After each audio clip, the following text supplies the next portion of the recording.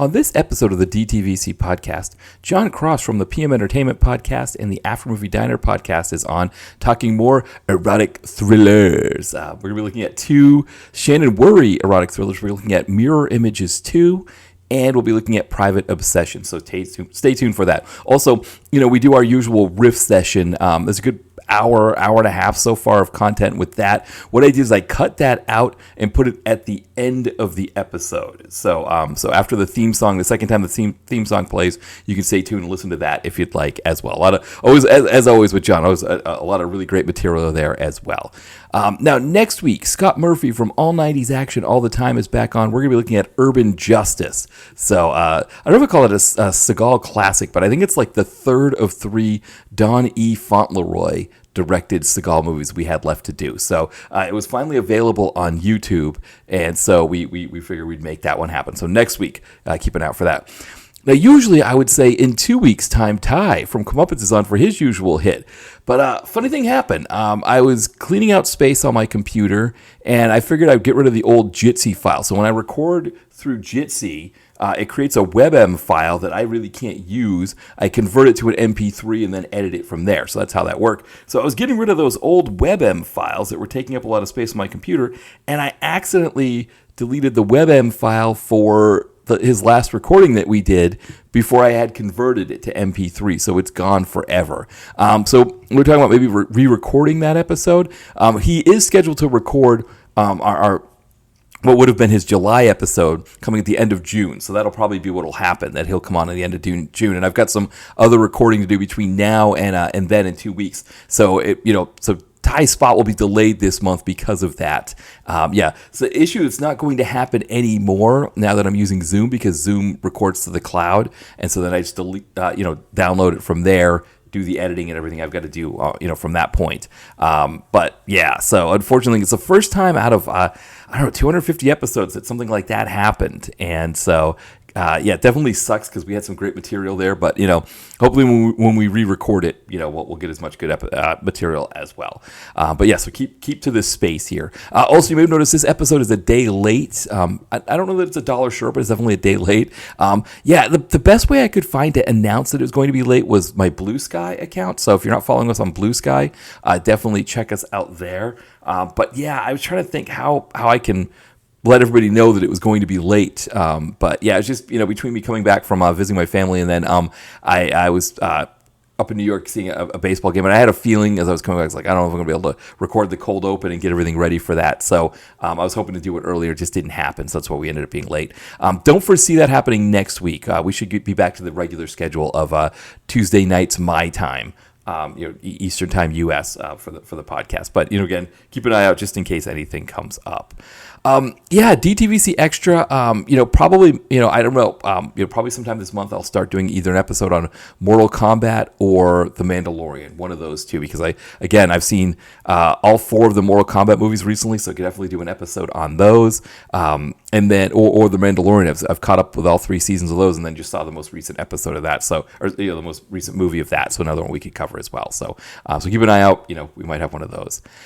Then in terms of me being on other people's podcasts, I was on the Comeuppance Reviews podcast. Speaking of Ty, we talked about Stallone.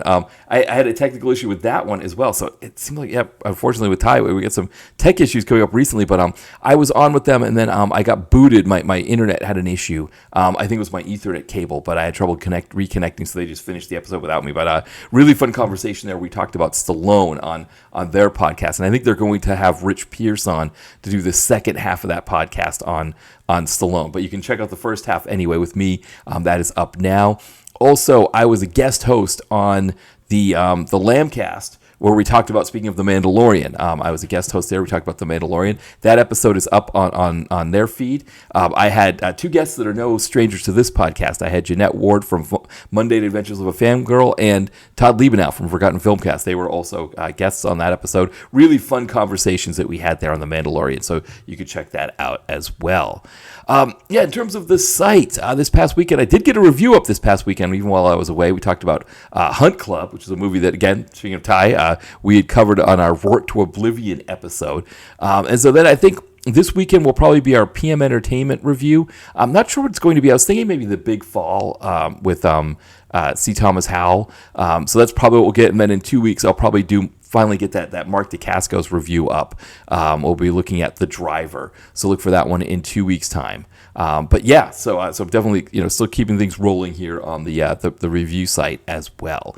Yeah, I think that's everything, except, of course, I fail to mention that I have a new book out, Mark in Sales. You can check that out in Kindle Unlimited, and in paperback. Follows Mark, who is a really great salesperson who sells cut-rate health insurance. He's starting to discover that it's taking a toll on his family, even though he's providing for them well, providing a really nice life for them. They don't see him that much. And then also the employees of the companies that buy that cut rate health insurance, they're suffering as well. So, yeah, you can check that out again. Kindle Unlimited, and in paperback. The link is in the podcast description. All right, so speaking of Jon Cross, why don't we have him as Miscellaneous Plumbing Fixtures play in our theme song here. And also, this Friday is not a Bandcamp Friday, but still, use the link in the podcast description. Go to his Bandcamp, buy one of his albums this weekend. If you don't feel like buying one of my books, you can buy one of Jon's albums and help support an indie artist that way as well. But he's going to play in our theme song, and then when we come back, Jon from After Movie Diner, Miscellaneous Plumbing Fixtures, PM Entertainment Podcast, he is on, and we're going to talk 2 more erotic thrillers.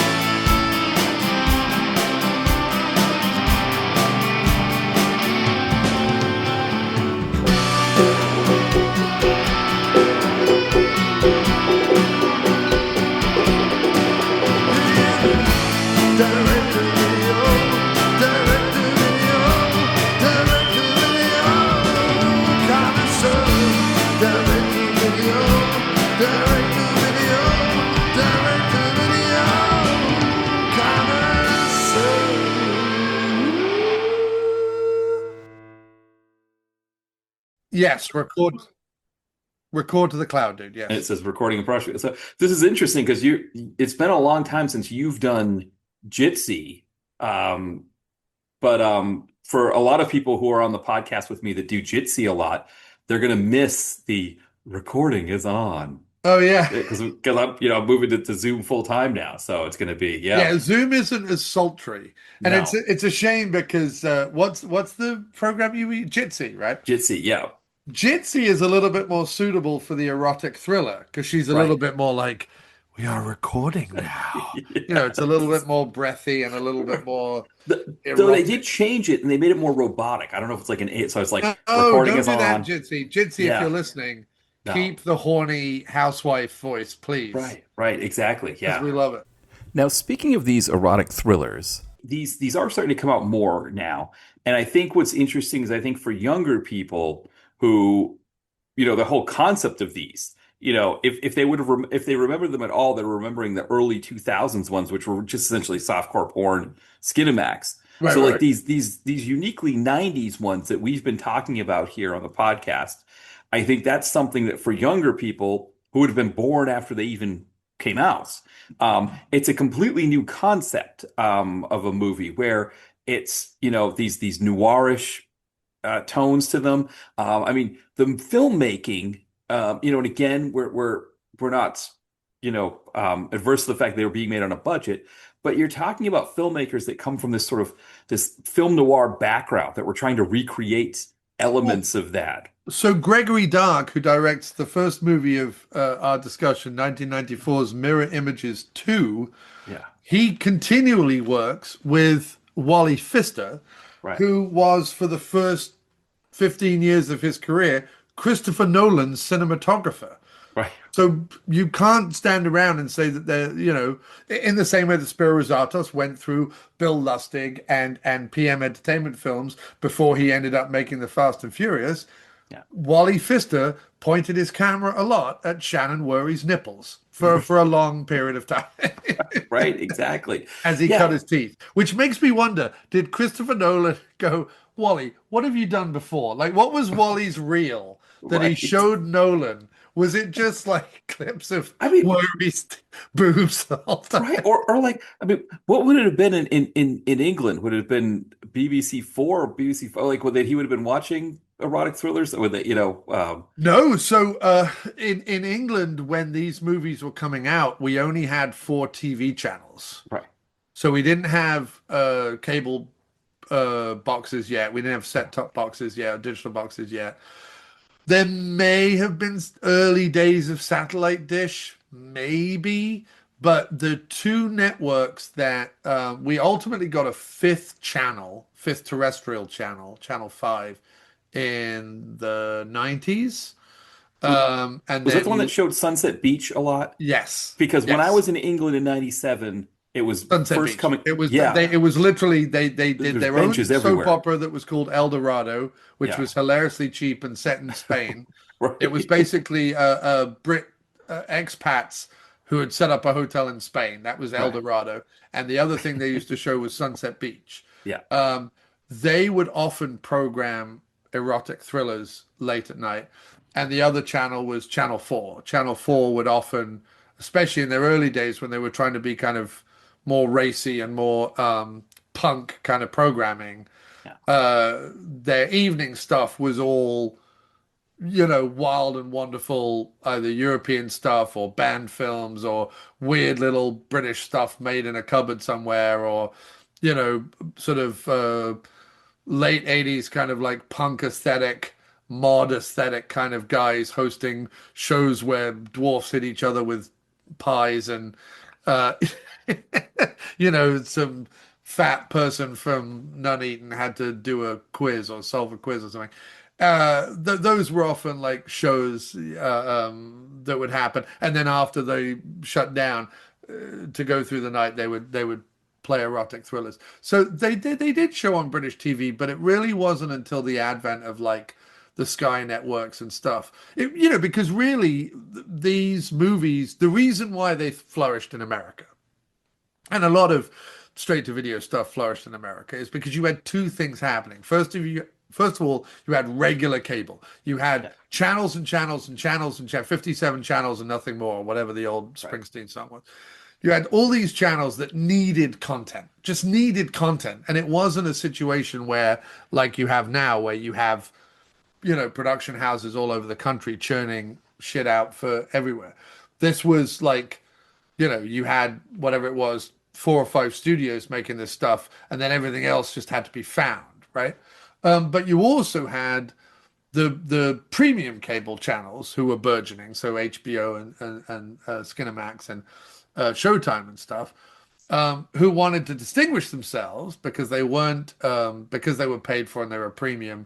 There was an understanding that the FCC guidelines didn't quite apply in the same way that they did on cable, and so their bread and butter became sex and nudity and whatever. And this is what always makes me laugh about people who watch shit like Game of Thrones or True Blood or whatever.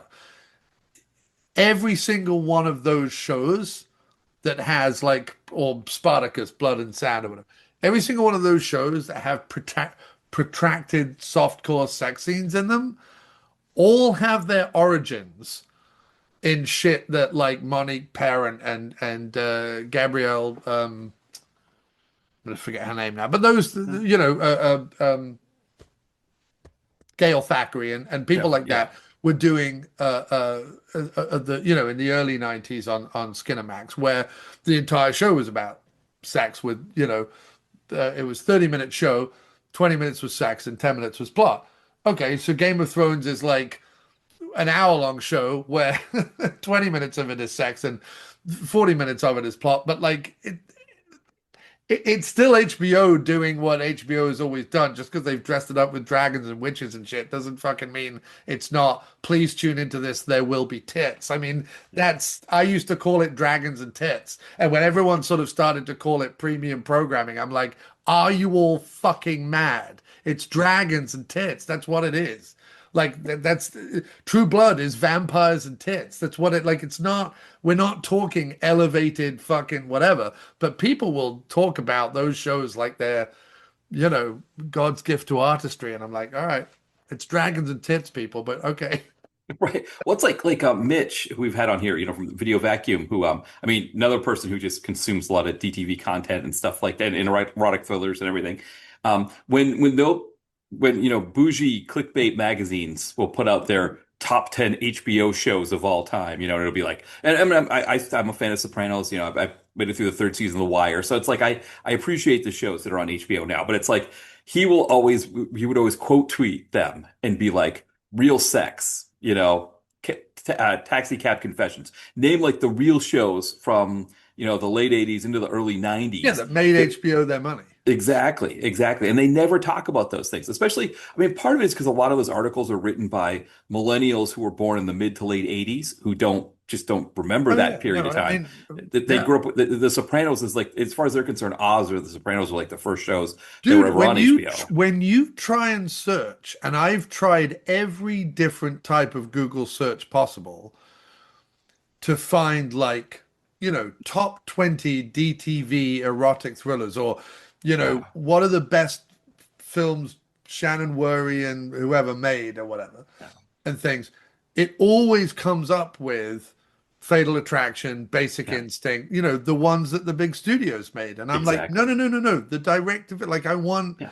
it's like a genre that, and that's why I love Letterboxd, is because if Yeah. you look up We Kill for Love, the Yeah. documentary, there are 100 lists on Yeah. Letterboxd, curated lists that will literally have all movies included in Yeah. We Kill for Love, and you can organize them by ratings.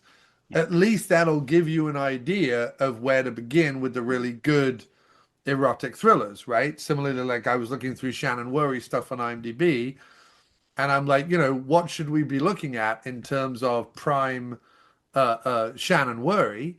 And look, we all understand that like 5.1 out of 10 on IMDb is really closer to a sort of 8 or 9 out of 10 that you and I would Right. give. But Yes. like, Right. rather than going for a 3 point whatever Shannon Yeah. Whirry, you go for a 4.8 or a 5.1, and then you're like in the ballpark, right? So that's those two things, IMDb and Letterboxd, help me find, the Night Eyes franchise, or Midnight Confessions, or Yeah. the Mirror Images show films, or whatever it is. Not that I didn't know about them, but it just helps me go, oh right, those are the ones I Those, should be yeah. watching. Yeah. And I have to say, for anyone who's listened this far to our shows and is interested, obviously use our shows as recommendations. But I would say if you're looking for the Alfred Hitchcock, let's say, of erotic thrillers, I think Gregory Dark films are a really, really, really good place to start, Yeah. because not only are his sex scenes normally like pleasingly stylish and have something more going on than just TNA, but they have sort of, they are built somehow into the storyline. He also plays a lot with fetish, which we'll kind of get onto a little bit with the whole Private Obsession. Not that he made Private Obsession, but like the whole idea of uh, uh, these films being used to explore the idea or the fetish of sex with a captor, Right. which Right. might not be everyone's bag, but I mean it is a fetish, like the idea of being dominated, or the idea of being constrained, or the idea of whatever. Some of Yeah. these movies will play with those ideas to make the sex scenes more compelling, and to also to speak to a particular type of fetish. And in fact, Mirror Images, both movies play with the idea of, you know, having sex with someone who you think is someone but is actually someone else, Yeah. and the idea of sort of intimacy with a stranger is a sort of theory. It's sort of intimacy with a stranger from a female perspective is something that comes back over and over again in these movies. But Gregory Dark, I feel like he's got a handle on, obviously he's blessed by having someone like Wally Pfister behind the camera, but he's someone who has a handle on the noir elements, the handle on the mystery, the cop procedural, the psycho killer, whatever it is that's happening in the sort of subplot, while also having a handle on, interestingly, kind of very often the female's journey throughout the movie. Because it's another thing to be said is like, and he talks about this in We Kill for Love, and Erin on her Manic Movie Monday podcast has talked about this as well, and talked a little bit about it when we did Cell Block Sisters Banished Behind Bars on the PM Entertainment podcast. Is the idea that these are female fantasies, these are female journeys, these are female whatevers, and it's interesting that so many men make these movies and yet ultimately they are movies that certainly at their time and to some extent now but at their time appeal predominantly to women, or I think in our case men who are looking for sex scenes and eroticism, not just from their perspective but from all perspectives. Yeah. Yeah, and I think too, I mean, I think one of the interesting things too about Gregory Dark when it comes to Mirror Images 1 and then Mirror Images 2 is that he he plays on the whole twins aspect in a completely different way in the second movie compared to the first one. And again, thinking of the direct to video world where things are kind of crass and there's a sort of I don't know how to say, there's a cynicism sometimes with it. And it's like, okay, well, we're going to pump out another Mirror Images movie just because the first one had a name that people appreciated. So let's just make a second one. And no, he said, okay, I've got Shannon Whirry here now. She can do different things from Delia Shepard as an actor. There's things that she can pull off that Delia Shepard maybe couldn't have. So let's do something different with this idea. And I mean the stuff that they do in the second one. I mean it's darker in certain areas. I think Luco Berkovici's character is darker than anything that we get in the other movie. But the way that Shannon Whirry plays the two parts and the way that they introduce the two roles to us is also unique. And so there's these creative touches that happen with these movies, that are happening in between the sex scenes. Yeah, That I think it's not. Whenever you get close to like a movie like the Gregory Dark movies that tend to, he does sex scenes like PM does action scenes, meaning right, right, you don't go very long before clothes are coming off again.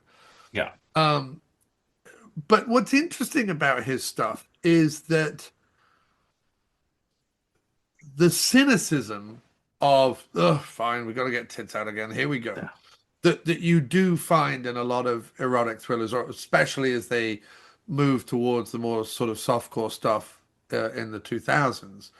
Um, the there isn't cynicism there. You feel like, and this is how I talked about it with Aaron and Cell Block Sisters, because I think Henry Char is very similar to Gregory Dark in the sense that they're making a movie.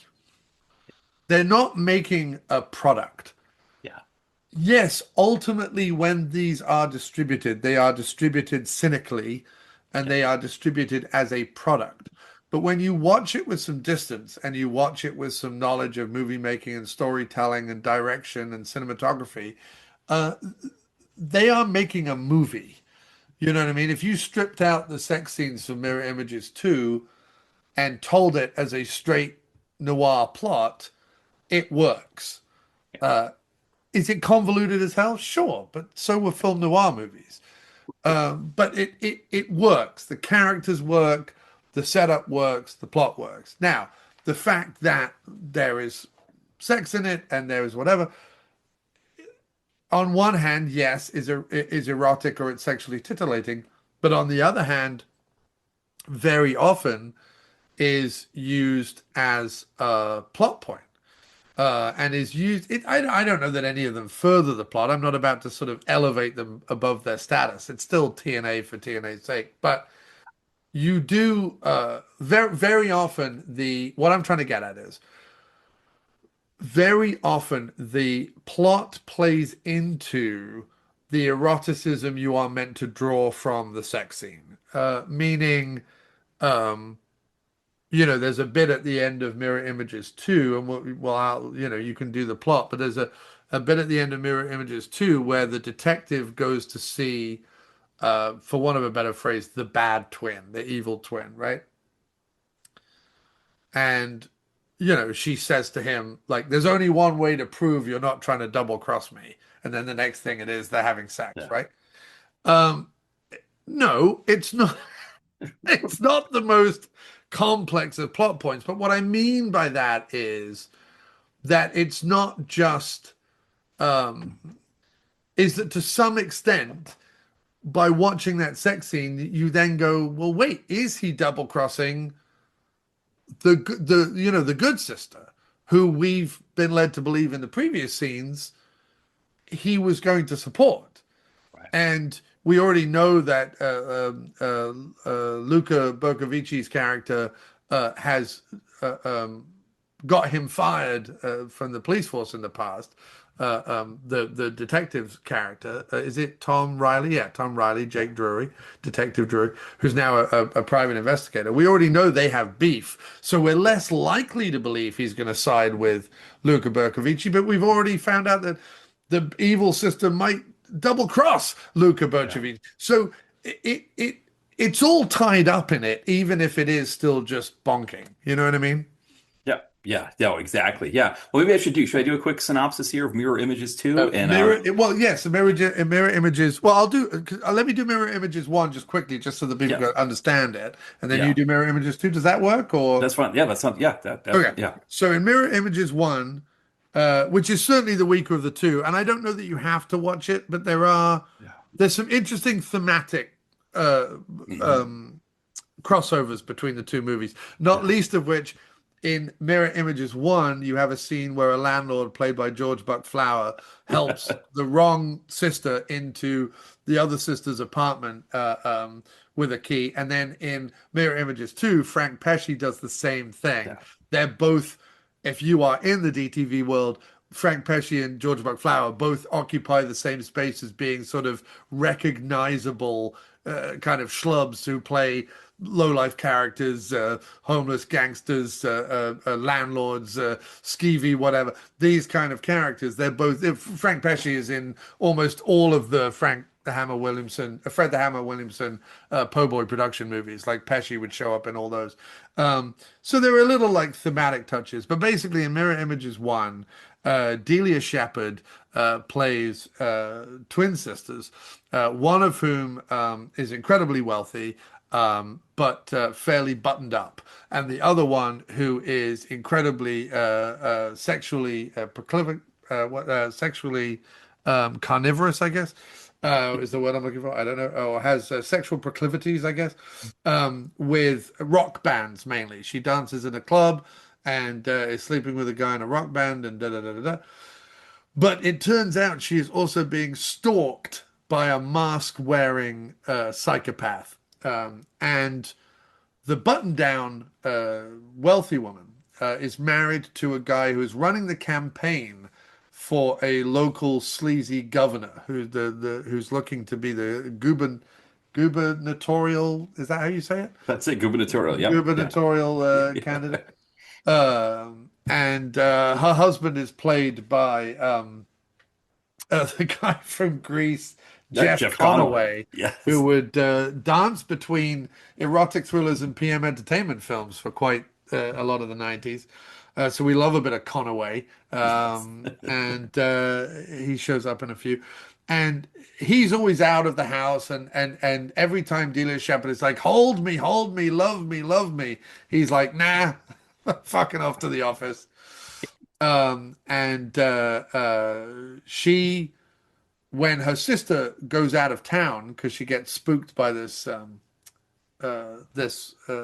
killer who's leaving music boxes and filling her with heroin. It's a weird movie.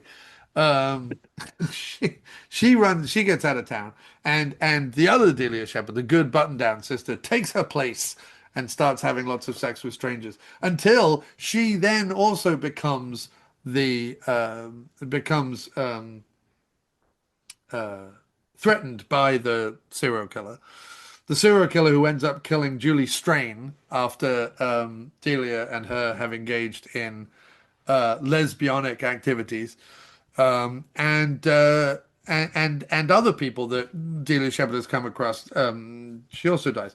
There is a VHS tape that the bad sister or the sexual sister um, has in her possession that reveals that the killer is none other than, of course, it is the skeezy governor. And John O'Hurley from Seinfeld, who Yes. plays Peterman in Seinfeld, is the detective in this one because there's always a police detective or a PI or someone. There's always a gumshoe, Right. and he becomes under the thrall of Delia Shepard. And Delia Shepard says, "I've got this tape." Jeff Conaway goes, "No, actually, I've got this tape." Blah blah blah blah blah. Anyway, they finally expose the governor, and Jeff Conaway gets booted to the curb, and O'Hurley and Delia Shepard. Oh, and it turns out that Jeff Conaway had been sleeping with the bad sister all along. Yeah. Uh, to which there's two sisters at the end of the movie completely forgive that. They don't Right. care. They Yes. don't care about that anymore. They have dinner together and it's all fine. Um, it's a weird one, mirror images. I mean, even as I'm going through the plot, I'm like, first of all, I know I've forgotten some stuff, but I've also gone. It doesn't matter that I've forgotten stuff because I'm not even sure that the plot as it stands makes a whole lot of fucking sense. Especially considering what's weirdest about mirror images is, and I don't know whether Gregory Dark doesn't understand or whether it's just that he didn't feel like he could show it, but nobody understands how to use heroin properly. Nobody.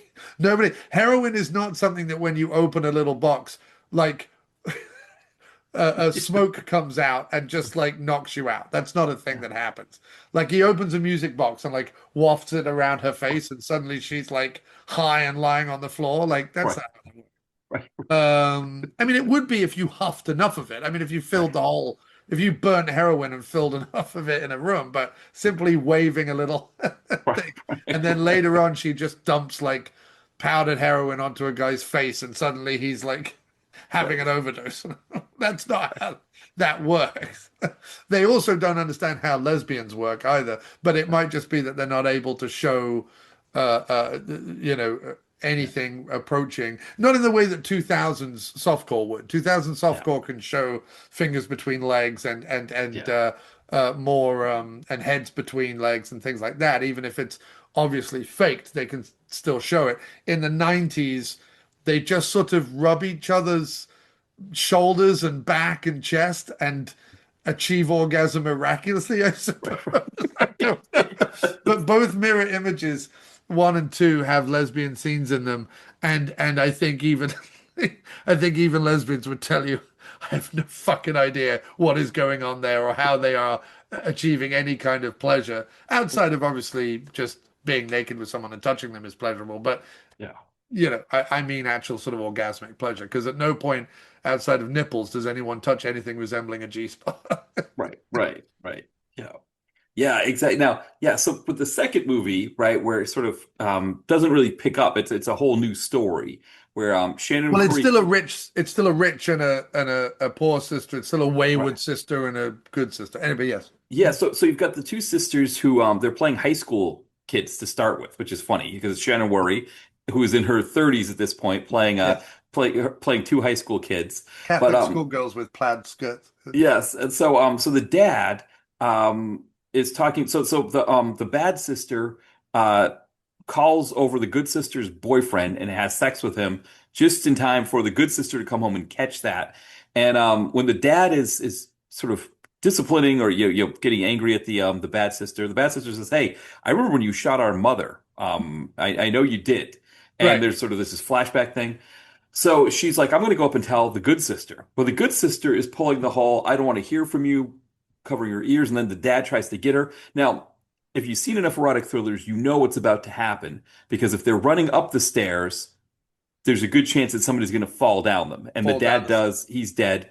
Flash forward to, 10 years it's supposed to be. And the good sister is married to a very reptilian Luca Bercovici, who is a crooked cop who essentially goes around and But I um, wonder if Gregory Dark didn't say, Luca, could you kind of grow your hair to look a bit like Jeff Conaway? Like, I don't know what yeah, it is, but like they've given Luca Bercovici Wolverine hair, and yeah, it's sort of very distracting.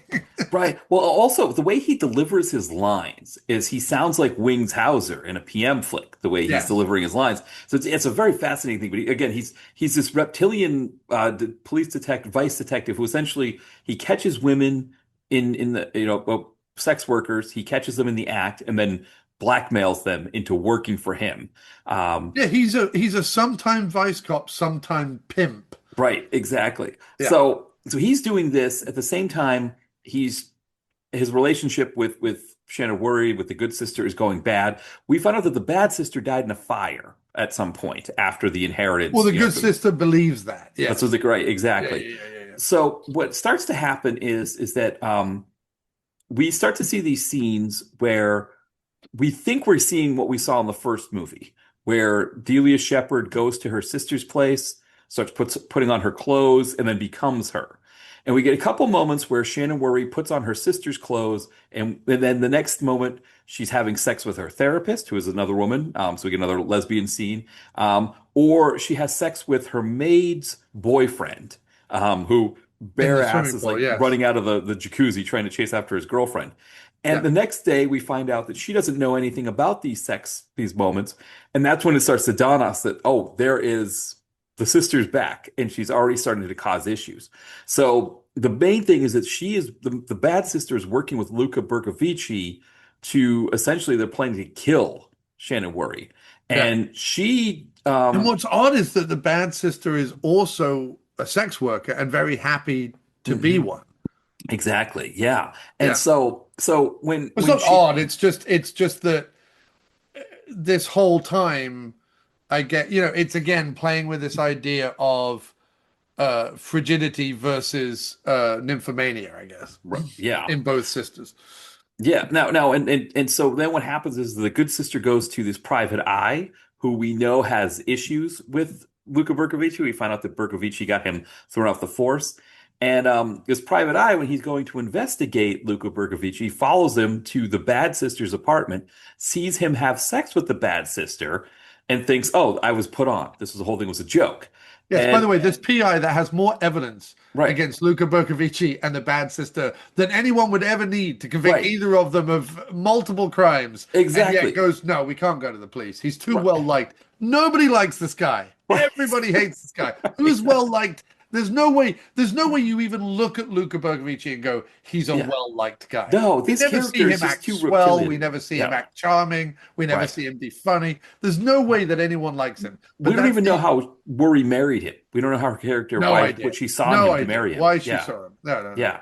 No. So Worry goes on her own to this apartment. She's having Yeah. stuff, and by a stroke of luck, when she ends up in the apartment building, Frank Pesci lets her in the way Buck Flower let Delia Shepard in. Yeah. And she catches the sister having sex with somebody, and then the Luca Ricci shows up and starts to go through this whole plot about the murder. And she realizes kind of everything that's happened, tells the detective. But then, like you said, the detective Well, sort because of, they're so the bad sister is planning to murder the good sister, right. take her place. She already has a Yeah. relationship with Luca Bercovici, so that doesn't matter. Yeah. Everyone Yeah. else thinks she died in a fire, and Right. she's doing this because when the father died, uh, the two sisters like broke apart. She ran away. Yeah. The bad sister ran away, whatever, and the good sister kept this enormous fucking mansion Right. in Los Right. Angeles Yeah. that's worth probably tens of millions of dollars at this point. Yeah. And she wants some of the action. And instead of thinking I could just go back to my sister, make nice, and she would probably give me my inheritance, Yeah. instead goes, I'm going to sleep with lots of men, sleep with her husband, and then kill my own sister, and then kill her husband down the road, and Yeah. assume yeah, and take all the money. That's her big scheme. Instead of, I don't know, just going back and saying, I'm sorry, I'm your sister. Can I live here, please? Yeah. Yeah. And so this is where the plot goes kind of, this is where the intrigue happens is that, okay, so Worry and the good sister and the detective, the private eye, are working to try to get evidence.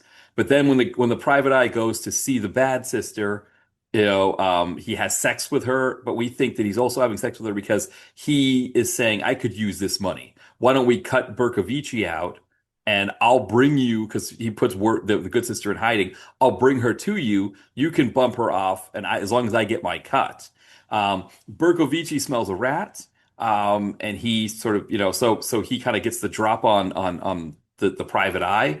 But at the same time, the two sisters have a confrontation, and it's kind of left in this way of like, we don't know. We think the good sister survives the confrontation and ends up living in the movie, but they kind of make you think, well, could it possibly be the bad sister that pulled it off?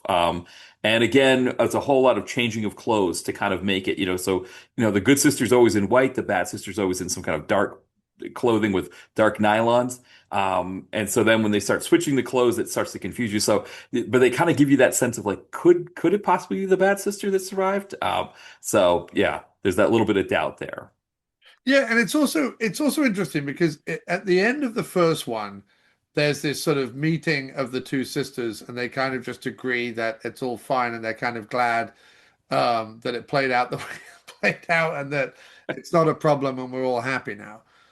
And in the end of Mirror Images 2, I think the really interesting thing is obviously it's playing with the good sisters. There's this inciting incident, right, where the father has killed the mother who was cheating on the father with a guy, and the lover and the mother are both killed. And it has affected the two girls differently. One has become promiscuous and wayward. The other one has become buttoned up and whatever. And at the end of the movie, the realization of the good sister versus the bad sister is that actually they've probably both been affected not only by the same thing, but to the point where there isn't much difference between the two sisters, Yeah. which is sort of a way of saying no matter who shoots who, you're going to end up with the same person, because she says, I only really feel like one whole person when I assume some of your personality and some of my personality and kind of put it together.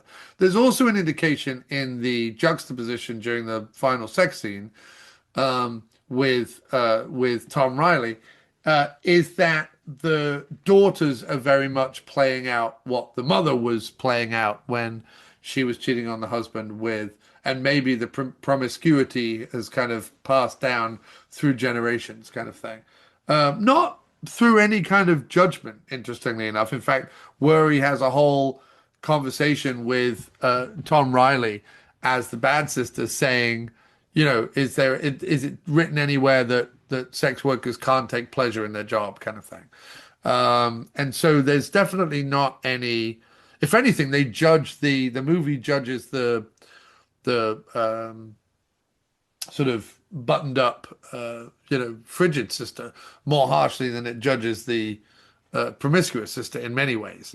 And there's certainly probably a lot of psychology and so on that if you wanted to get really pretentious about this movie, you could. And I'll try and avoid that. But no, I think the third act of this movie of all the films, the third act of this movie works the best. Once you have established this is the plot. Bad sister wants to kill the good sister. The good sister has slowly transitioned from being buttoned up and hiding away to because at one point we didn't mention this, but at one point Luca Berkovici comes in with another woman, thinking that it's the bad sister, and actually it's the good sister in the apartment. And the good sister has no option unless she shows all her cards, but to have lesbian sex with this woman that Luca Berkovici brings in to the apartment. And it's sort of, although she's already in an arc of sort of taking a walk on the dark side, from who she is at the beginning of the movie to who she is in the middle of the movie, it's that moment when, because she can't reveal who she is, and she has to go through with something, and ends up finding out that she probably enjoyed it more than she thought, and et cetera, et cetera, et cetera, that sort of lead you to the more satisfying second half, where the question of who am I now watching? What are they actually doing? Is Jack Drury going to get the drop on everybody? Is Berkovici going to get the drop on everybody? Is the good sister going to win out? Is the bad sister going to win out? You finally got the four chess pieces where you want them, and therefore the final act has a much more satisfying kind of cat and mouse double cross film noir vibe than the lead up to it. I have to say, like I wasn't that impressed with like the first act of the movie particularly, but there seemed to be a lot of padding and a lot of kind of just slow moving pieces where I was literally like, you have all the evidence you need. Like if nothing else, you just hang out at the motels, take a bunch of pictures, and go, look, here he is being a pimp. You know what I mean? Leave a microphone in the cheap motel and like record him being a pimp. Like you could have this guy's job tomorrow. What's Yeah. going on? Why is Tom Riley dragging his heels? And the only explanation we get is, well, he's very well liked down the police department. I'm like, there's no evidence for that. But okay, we'll take your word for it. So all that felt a bit wishy-washy. But once you suspend belief long enough to go, all right, fine, I believe that all these conniving people would rather kill each other and fuck each other than they would actually just say sorry and get some of the inheritance. Um, it becomes a much more satisfying movie.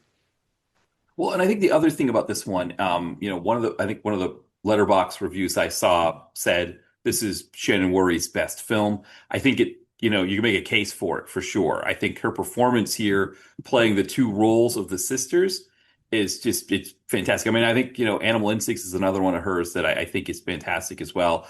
But this one, and we did, Body of Influence, where she played dual roles in that one in a very different way than she's playing dual roles here, but still does a really great job with it. I think this one here, her performance here, like the way she plays these two sisters is so great. So it's another thing this movie can hang its hat on, I think. But I agree with you that the opening, the way that they sort of have this whole thing unfold, and yeah, Berkovici's character, it's not like he's doing a great job of hiding things. And I understand if he's got sway in the police department, but there's not much you can do if you've got a tape of somebody, um, yeah, blackmailing sex Well, workers into well, working for also them. if he's meant to be turning in and arresting all Right. the people that he's ultimately pimping out, Hmm. where's his arrest records? Where's Right. his like Yeah. who's he arresting? Right. We Right. never Yeah. see him arrest anybody. Right. So Yeah. like I don't care how well liked he is. He could be one charming motherfucker down the police precinct. If he isn't bringing in Yeah. crims, sorry, I just knocked my mic. Is it still working all right? And so, yeah, everything sounds good. Yeah. Okay, good. If he's not bringing in criminals, Yeah. his captain's going to give him like, another week and they'll be like, come on, dude, you got to bring in receipts. Yeah. No, in terms of, and what's funny about Berkovici is I wanted to like him. I wanted to like him like a Conaway or a Hauser or Yeah. whatever. I wanted him to be the sort of charming sleaze. There is just something disarming about him that doesn't quite push him into Hauser territory. He doesn't quite have the swagger. He's a little Yeah. too sniveling Yeah. uh, Reptilian. and, and reptilian. And he's also just nothing about his face makes sense. I don't know how to put it any other way. His face is too. He looks. I tell you what he looks like in this movie. You remember the way that particular cartoonist who used to do the Mad Magazine parodies used to Yes. draw people with sort of Yes. extended hair and extended jaw and like Right. arched eyebrows and stuff. I Yes. love Yeah. the cartoonist. He's great, but like Luca Bercovici looks like a Mad Magazine cartoon come to life Right. That's what it in does this it. movie. Not in everything, but in this movie. Yeah. But you're right about Shannon Whirry. I have to say, I loved her in Body of Influence. I gave her, a rave review on that one. Yeah. And not so much for Animal Instincts. I mean, she's fine in Animal Instincts, but like in terms of the acting, it's not. Yeah. She doesn't have much to sink her teeth into. Similarly with Private Obsession, which we'll get onto. Not many interesting notes to play. But clearly, when you give Worry something to really sink her teeth into, when you give, like, she should have probably just had a career playing multiple characters in one movie. She Yeah. should have just played twins or people with schizophrenia or whatever in like Yeah. every single film because she is phenomenally good at it. I mean, Yes. really, Yeah. really, really good at it. And Yeah. the fact that you can have a scene like you get at the end of this movie where they're both pushing up against a door, one's trying to get in a room, one's trying to stop her getting in a room, and they're having dialogue between them. And you, even though you never see them in the same shot because they don't do split screen or whatever, you just see the cuts going back and forth. The fact that you are 100% convinced that there are two actors there Yeah. is very incredible. I mean, she really is fantastic at that. Um, and yes, this is a great performance on both counts. I don't know that it outshines Body of Influence because I thought she was phenomenal in that as well. But it's up there with it. I would say it's on a par. Yeah. Yeah, and I think it's one of those things with Shannon Whirry where this is where she really earns her money, is that she's willing to go all out in the sex scenes and do those. And I think to that point too, we had on a previous podcast episode, I had actors of Nicolette McKeown and Stephen Kerr who did a movie called Death Among the Pines. I had them on. And so McKeown has a really racy sex scene with the other main character, played by Nathan Shepka. And she talked about how difficult it is to shoot a love scene. That, when you shoot a sex scene like that, you've got cameras everywhere, you're doing different takes. People are there asking her to make sure she's all right and how do you feel comfortable with these things and all that stuff. But I think that's a part of Shannon Worry's acting, right? Because McCown really pulled off that scene in that movie, and it worked in that kind of in an erotic thriller kind of way. But I think that's part of Worry's acting abilities, that she could pull off a sex scene where, again, we're just seeing her with some young guy in a hot tub, or her with some guy in a cheap apartment building, when there's a whole crew, right, that's standing around watching the proceedings and filming things and getting takes and all that stuff. And Yeah, she's able to make us forget that in ways that a lot of times the actors aren't able to pull off, right? That they, how many times you watch a Seagal movie and you're just like, yeah, he's just so awkward in this scene, it doesn't work. Um, yeah. yeah, she's really great in that. And so she can do both. And so it's like a kind of a unique role that like nobody else could probably have pulled this movie off. They couldn't have done the dual roles as an actor, but then do the love scenes as well. Right, completely. And I think that, that needs to be a lot more acknowledged than I Yeah, think it is about all these yeah, actors. Whether it's in these kind of sort of film noir influenced erotic thrillers or whether it is in something like Co-Ed Confidential, some yeah, sort of softcore TV series on Skinamax.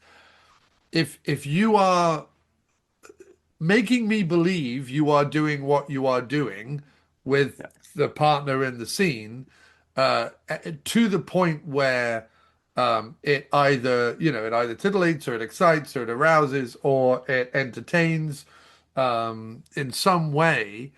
That's like being able to pick up a musical instrument and captivate an audience with it, or that's like being able to, do a believable action scene like Scott Atkins or whatever. It's look, and I I don't, you walk a fine line between becoming too pretentious about these movies and not giving them enough due because I do think they deserve more than they get most of the time. So I am trying to maybe redress the balance by being too complimentary. But it's true, like there is a talent to being able to do this, and whether you are a Monique Parent or a Kira Reed or a is it Heather Van Deven or something, or some name like that in those softcore TV series versus a Shannon Whirry or a Shauna O'Brien or uh, uh, Delia Shepard or a Gail Harris slash Thackeray slash Robin Harris, depending on what name she's going by that week. Selling that is your job. Like selling that is your job, and it is a talent. Whether people want to acknowledge it or not. Like there are a lot of people who just be like, it's getting your kid off and letting people film you, and I'm like, all right, you do it. yeah. You do it and make me not think that you're awkward and weird. You know what I mean? because it's not a natural. I mean, unless you legitimately get your rocks off by being an exhibitionist, and that is also a kink for some people. Um, in the way that Shannon Whirry has talked about it in a very interesting way, and I sort of want to bring this up when we talk about private obsessions. So she's sort of gone on record as sort of saying the only times I ever sort of did those kind of topless films was because I felt like I was portraying either strong or complex women, and that I wasn't getting those roles in mainstream films. And she's not wrong in a lot of the films I've seen her in. I don't know about Private Obsession. We'll get onto that. But like in Mirror Images 2, she's playing not one but two complex. Yeah, maybe the evil sister is a little thinly drawn, but I think Shannon Whirry brings character gravitas and even a little empathy to her, considering. She doesn't play her just as sort of, Cruella de Vil evil any more than she plays the good sister as good. Um, and Delia Shepard in the first one, although she is hampered by, she's a model first. She wasn't an actor in the way that Worry is. And so therefore she's not necessarily as compelling to watch in terms of characters and the differences between the two characters. But even in the first one, Delia Shepard is like selling certain stuff that uh, that is hard to portray on screen Yeah. No, no, convincingly. I totally agree. Yeah, no, and I think it's what makes these so compelling is that, and I think it's one of the things that they talk about in the documentary is that there's a point in the early 2000s where they replace actors like Worry, Parent, etc., with porn or with more Softcore. X, yeah, softcore, but actors who were, doing, more X-rated stuff. And they made the movies a little bit different. So they weren't as concerned with the acting. It was more about, can you do a sex scene for us? Can you make that Right. happen right now? And I think that was one of the things about these movies that is kind of underappreciated is that that this period here in the 90s when they were being made, there was a sense of like, yes, we want, the sex scenes have got to be there, right? You got to have as many sex scenes. You got to, there needs to be that element the same way that PM movies need action sequences. Comedy movies need your pranks and rip, whatever. So they have the sex scenes there, but like you said, Gregory Dark is trying to make a movie. He's a filmmaker first. And I think even Wynorski, someone like a Wynorski, when he's working with Andrew Stevens, yes, he's known for these kind of schlock, I'm going to pump out as many movies as I can. But there's still also a sense that whether it's Wynorski or Fred Olen Ray, making these movies, that there's a sense, kind of almost going back to our previous conversation, there's a sense of like, I'm making movies for a living. You know, Yeah. being a movie director is my job.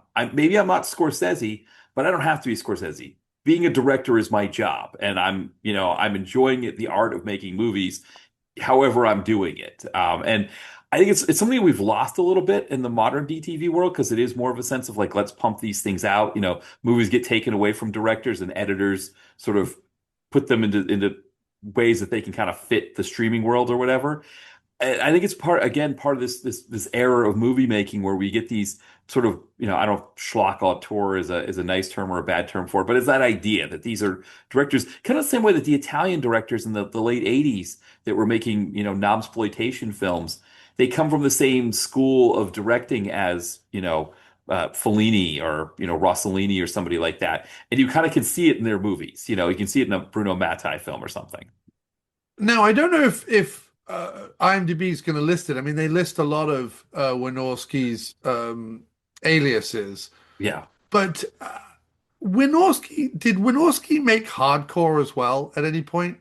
Like, I know Gregory Dark did, but did Wynorski, I under a pseudonym, make hardcore? I think he did, right? He might have, yeah. I mean, I know he made a lot of softcore, but um, Yeah, but again, yeah, it would be hard. You're right. You might not be able to find it if he's using an alias. And I mean, I know in the We Kill for Love documentary, they both joke that people have found most of their aliases, but not all of them. And right. I know there are times where I'll see a movie come up and I'm just like, that name, that seems like a Fred Olen Ray movie, you know? And then you look and you're like, but I don't know. If this person did it, they've got a bit more of a bio that just says a fake name. So maybe it's not Fred Olen Ray, but Yeah, no, I mean it's I don't know if he ever made hardcore. I know Bill Lustig did yeah. when he started out. Yeah. And Rick Pepin from PM Entertainment, I don't know if his stuff was hardcore or softcore, but he was a cinematographer on Yeah. adult films in Vegas before he made made PM films or City Light Entertainment films. And obviously Gregory Dark. What's really interesting about Gregory Dark, analyzing the sex scenes for a minute, is he does come from the hardcore world. In fact, he Yeah. dances back and forth between the hardcore world and the softcore slash thriller world pretty much throughout his whole career, and as well as doing music videos and various other stuff that he ends up getting into. Um, but he's consistently making hardcore films. And what's interesting about that is that he, hard, is that when he gets to make these movies, or in fact, they're like the two Wings Hauser movies he makes, Dead Man Walking and Street Asylum, which we talked about on the Hauser special we did on the After Movie Diner. Um, he's like a really, really good filmmaker and storyteller. Even if I'm not going to say that every single erotic thriller that he made uh, nails the story elements, because I don't think they necessarily do.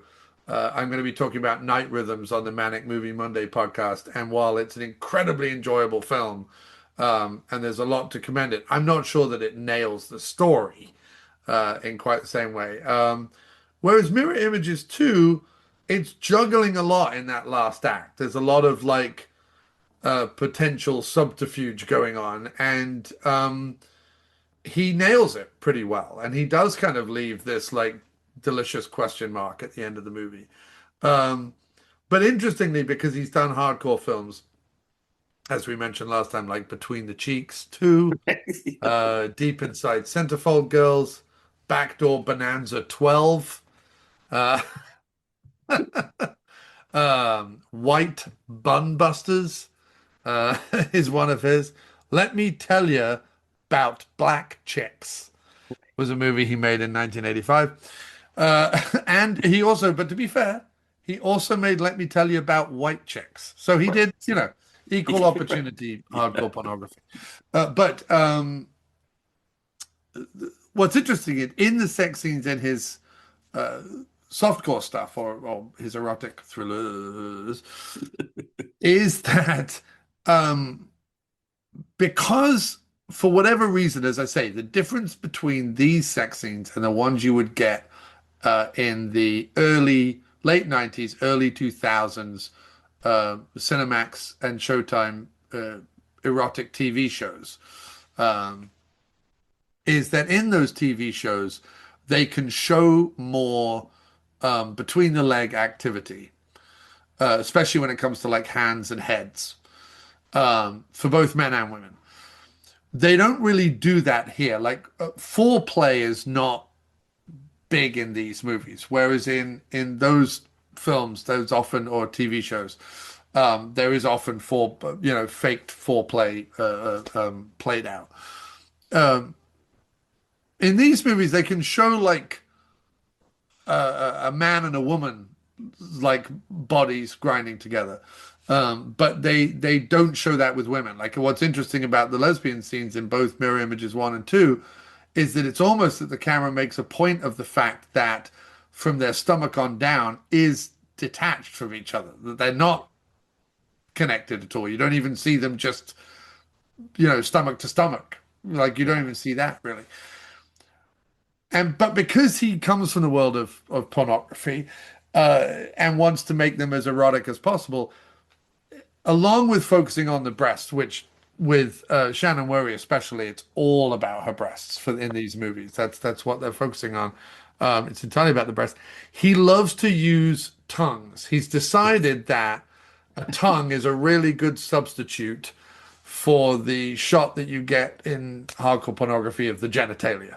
Yeah. So he is using the tongues, whether it's in earlobes, whether it's in other people's mouths, whether it's on breasts, whatever it is, as a substitute for, genitals, basically. And it's really quite interesting because um, it's something that doesn't, like, as you go on and movies become more softcore, and then eventually, like, some of the stuff Playboy TV was putting out, and they were using hardcore actresses, but as in supposed softcore stuff, although I'm sure there's hardcore versions of it that they were able to ship on the hardcore market as well. Um, those softcore films show damn near everything but the penetrative shots. It's about the only thing they don't show. They show pretty much everything else. Um, and yet the use of, like, the erotic use of tongues that Gregory Dark explores in his softcore stuff kind of goes away a little bit when they can show other stuff, which doesn't make sense. You'd think there'd be more to. But anyway, an interesting observation. I didn't ever expect to be sat opposite you, Matt, trying to discuss the finery of sex scenes without becoming graphic or weird. But that's just an observation I've made. It's funny because I studied Iranian cinema in college when I was, in anthropology. And You'd say Iranian? Iranian cinema. Yeah. So Okay. so like, at that time in like the late 90s, it was kind of starting to become a bigger thing. But, the big thing, of course, is under the Islamic Republic, you can't show any kind of sex, anything along those lines. So they Yeah. come up with all these metaphorical ways, and essentially the entire audience would get the metaphors. So you might have a guy who is talking and he starts like, playing with his ring, and he starts to kind of move it. And then, next thing you know, that the ring is just kind of going up and down while he's talking. And it's like, okay, that's what we know what that means. Right. And it's funny how in America, where we allow so many more things than are allowed in the Islamic Republic, but there's still things that you can't do. And so there's still finding these ways to like metaphorically do things. I mean, the neither of these movies featured this, but the We Kill for Love documentary talks about the women grabbing the sheets while they're having sex. And Yes. how all the actors talk about how the fact that they've never done that before. Nobody ever Yeah. grabs the sheets while they're having sex. But it's supposed to represent sort of like an orgasm, right? It's supposed to, Yes. but you can't Oh, show. this is so good. I need to Right. grab hold of something in frustration and not frustration in Yeah. excitement Ecstasy. and Ecstasy. Yeah. ecstasy. Yeah. Yeah. And so, yeah, it is interesting that even with these movies where they're showing so much, there's still things they can't show, and they've got to use metaphors to. Yeah, it's just something I noticed. I mean, again, I don't really have what's interesting about me, I guess, in terms of my preferences when it comes to sexual films, is I actually prefer softcore over hardcore, which I know I'm not meant to say. Everyone's like, "Oh no, you were the harder, the dirtier, the weirder, the better." And I've seen all that stuff. It's not that I haven't seen it, and it's not that I haven't watched it. It's just that I like, I guess my kink or whatever is the eroticism of it. Once you see that shot, like for whatever reason, and I don't understand why, but hardcore pornography, I guess because it's the only transgressive thing, is that hardcore pornography is obsessed with a shot of the genitals from underneath, the penetrative shot of the genitals underneath, that in no position in reality, if it was a man, a woman, two men, two women, doesn't matter, would you ever see, right? So when you're having sex, or you're behaving sexually or whatever with someone, you would never see that. And there's certainly never a point when you're in flagrante delicto that you're like, oh man, I wish I could see my balls right now. Like that's never a thing that has ever gone through my head, right? I mean, I'm sorry to be graphic. I'm trying not to be too True. graphic. It's true. You know what I'm talking about, right? Right. So when I see that in the, like hardcore pornography, I'm always like, it always weirdly takes me out of it, rather Right. than being like, oh, they're really having like I don't need. I guess what I'm trying to say is my imagination is vivid enough that I don't need to know that they're really having sex. Like that doesn't add to me. That doesn't add a level of something to other people. It does, and I have no issue whatsoever with that. I'm not king shaming anyone. I have no problem with it, and I'm not attacking sex workers or anything like that. Really not trying to be negative about it. I'm just saying for me and my particular interest in eroticism on screen, that has never been of interest to me. Um, now, when it comes to like hardcore depictions of like oral sex or whatever and things like that, and other things that are interesting to show on screen, that is on a case by case basis as to whether I whether I find that erotic or not, depending on how well that is made. But in general, I much prefer softcore scenes because because you can't just cut to the like hammering away of two genitals. There has to be something about the scene. Like one of the things that you see in those shows, like oh, what's the one where basically the setup is like a dirty nighttime DJ, and then the people's fans. I can't remember what it's called now. It's not Red Shoe I Diaries. think it was like well, like the Red Shoe Diet, but no, I think Yes, it's that called idea. Best Sex Ever or something like that. Yeah. And it always starts off with a woman on a radio program talking about stuff. Those kind of TV shows, Co-Ed Confidential, Red Shoe Diaries, things like that.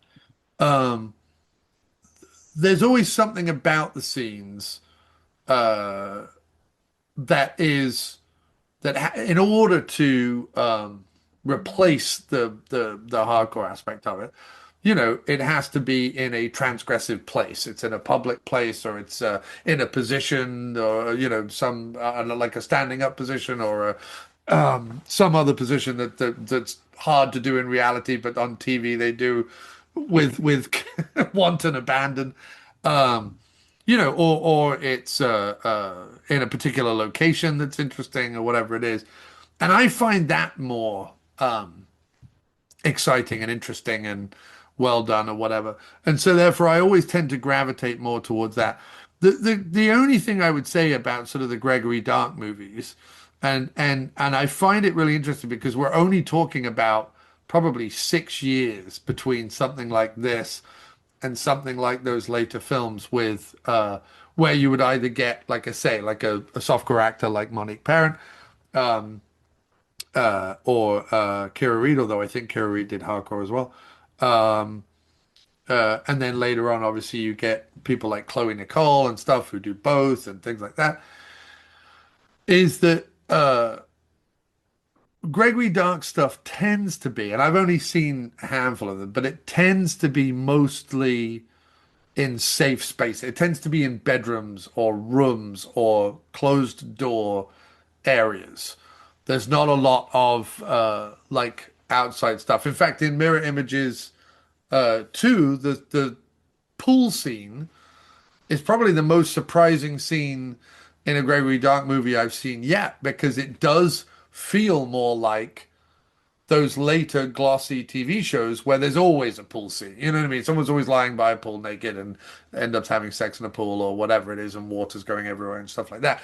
This was a lot closer to that, and seemed like a kind of interim, like crossover kind of sex scene than most of the Gregory Dark stuff that I've seen is normally in a bed. And actually, I probably find those the least interesting Right. because it's just in a bed. Like anyone can have sex in a bed. Like show me something, else. Um, but then where he excels in, as I was sort of talking about earlier, is tying it into the plot and therefore making, even though it's in a bed or even though it's in a room or a hotel room or a apartment or whatever, or on a couch, the act itself is transgressive because uh, in the case of Mirror Images 1, the rock star is having sex with someone he doesn't know that he's having sex with, or because it's Delia Shepard that is the different sister, or the same with the pool scene in this one in Mirror Images 2. We don't know that it's not the good sister having sex with them later on when the detective comes over and she's like, well, there's only one way we can solve this. Like, Yeah. normally he finds the eroticism in the scenes, not in the locations and not even in what he's able to show and what he's not able to show. Because really, it's really just her throwing her hair back a lot and her boobs in the air. That's really all he shows, not most of the time in this movie. Um, is that he finds those kinks or those eroticisms in the plot points and in the matchups of the sex scenes. Yeah, no, it's right. It's people We that went shouldn't be deep in having this sex. one, Matt. We We went did. We we went did. a lot more graphic than we've gone in Yeah, previous episodes. exactly.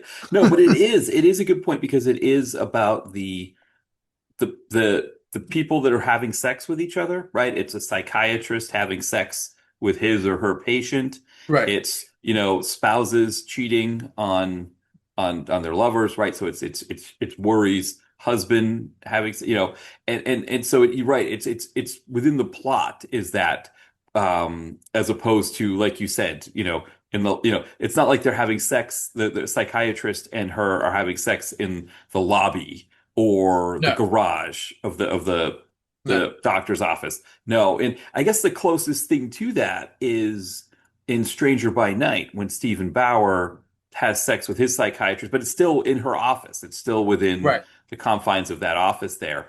right, And like you said, it's more of a plot thing because she's cheating on her husband with him, but also she's supposed to be his doctor. right. And that's really, yeah, that's kind of more of what it is. It is an interesting way to do it because again, that's supposed to be part of the allure of these movies is the danger that's involved with the Right, right, sex. right. Yeah. Yeah. No, exactly. I mean, and it's something that even a Hollywood movie like Basic Instinct plays with a little bit because um, there are scenes in that movie that are not traditional, let's say. They're not, they're not, they're most of them are still in apartments and things.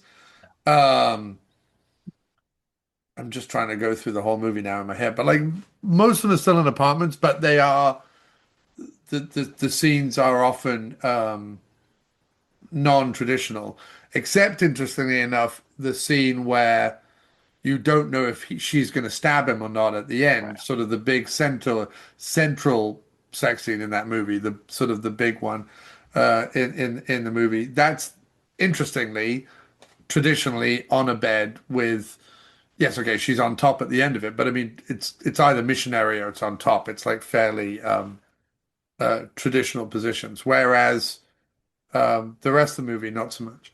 Yeah. Well, think about like one we watched way back. It's probably almost like 2 years ago now. I think that we did this one, but we did Harry Hamlin, Save Me, right? With Yes, why can't I think of the actor's name? Lindsay Was it Anthony. was it right? I mean, they have sex in the changing room at the Mhm. they have sex in a secret room where there's a two-way mirror where you can watch other people getting changed at the lingerie shop. Yes. They Other have people se getting changed who just happen to look a lot like porn stars or models. Right, Yes. exactly. They have sex in his Mustang while parked at the beach. What parked in front of a cafe where it is Right, intimated that people are aware they're having sex and right.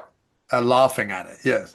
Yeah. I mean, his friend invites him to his cabin. Him and his wife invite him to his cabin. So he takes Lizette Anthony and they essentially use the place as their own B&B to have sex everywhere Hey, in the place. Bonk. I would never give Harry Hamlin the keys to anything I owned because Right, within 10 minutes right, he would have had sex on it. right. So it is a very, If you lend Harry Hamlin the keys to your boat, right, he's having sex all over your all boat. over your boat. Right, Your exactly. car, your office, Right. your shop. Like Yeah, the moment you lend him keys, he's just, oh, I just need a place to crash tonight. He is having yeah, sex right. everywhere. Harry, that's what Harry Hamlin's up to. Yeah. Exactly. Yeah, but it is a very different thing, right? Compared to this movie or other Gregory Dark movies we watched, like you were talking about, where and I guess partly the thing with Save Me is that there isn't the illicit part, I guess, is a little bit that he's trying to keep her. He thinks he's saving her from Jeremy from Michael Ironside, but also he's technically, I mean, he's split with his wife. He is essentially on the market now. It's not like there's anything illicit about him having sex with Lizette Anthony beyond the fact that she's he's trying to protect her from Michael Ironside. Right. Whereas in the Gregory Dark movies, it seems like everybody that Nick Cassavetes is having sex with in Body of Influence is someone he shouldn't be having sex with, except Right. for his wife, right, or his fiance, Right. who he doesn't seem to ever have sex with her until she ends No. up leaving anyway. Yeah, so it's a very different vibe. Yeah. Yeah, Although interestingly, in Mirror Images 2, uh, what is interesting about the sex scenes, and I'm again, I'm trying to, they're normally scenes in which the woman is in power, yeah, meaning, we the first time we meet the detective, uh, um, what's his name, Jake that's Drury. Cleat. Oh, did Jake Jake Drury, yeah, Drury? not Yes, yeah, Luca Berkovici's character, who is called Cleet Diker, Cleat. which is just, I don't even, how do you Yeah, come up with that name, Cleet no, Diker? it's worthy of his reptilianness, It really. It's is. No, yeah, no. I mean, look, if his name was anything other than Cleet Diker, it wouldn't work. right. Because I mean, he might as well just be called Luca Berkovici. It's like that thing that I always say about Wings Hauser characters. They're always Right, named such ridiculous names. You might as well right. just call him fucking Call Wings him Hauser. right. But which is equally a ridiculous name. But Jake Drury, we first meet him when Luca Berkovici breaks into or storms into a motel room Yeah, where Jake Drury is interviewing a sex worker who's sat on the bed, who looks very nervous and whatever. Berkovici kind of gives him the third degree and boots Drury out. And then the next thing we see is that he kind of tears her top off, right? It then cuts. yeah, We don't see that scene because he is the one who is the aggressor. He is the one who is in power in that scene. And it's not there's nothing good there. yeah. No good will come from that scene. That scene will only be aggressive and border. Well, it would be sexual assault, right? Yeah. We don't see that. Whereas every scene we see with Worry in it, more or less, she is. There's never a point where she is being overpowered by the men. She is always in control of the sex scenes. And that's an interesting thing because you would think, being made by a man, and especially being made by a man who comes from hardcore, that doesn't necessarily, like the hardcore world doesn't necessarily have such qualms about, power dynamics. In fact, a lot of the scenes rely on there being shifting power dynamics. In this one, it's interesting that a male director would be, and I think again, this speaks to what Shannon Whirry said about being kind of smart, confident, strong women, even within these worlds where they're playing femme fatales or they're playing, promiscuous sisters or whatever it is. Her being in control is important not only for her character and the story, but I think for her as a person. I think that it's sort of what's tied up a little bit in her dignity of these scenes.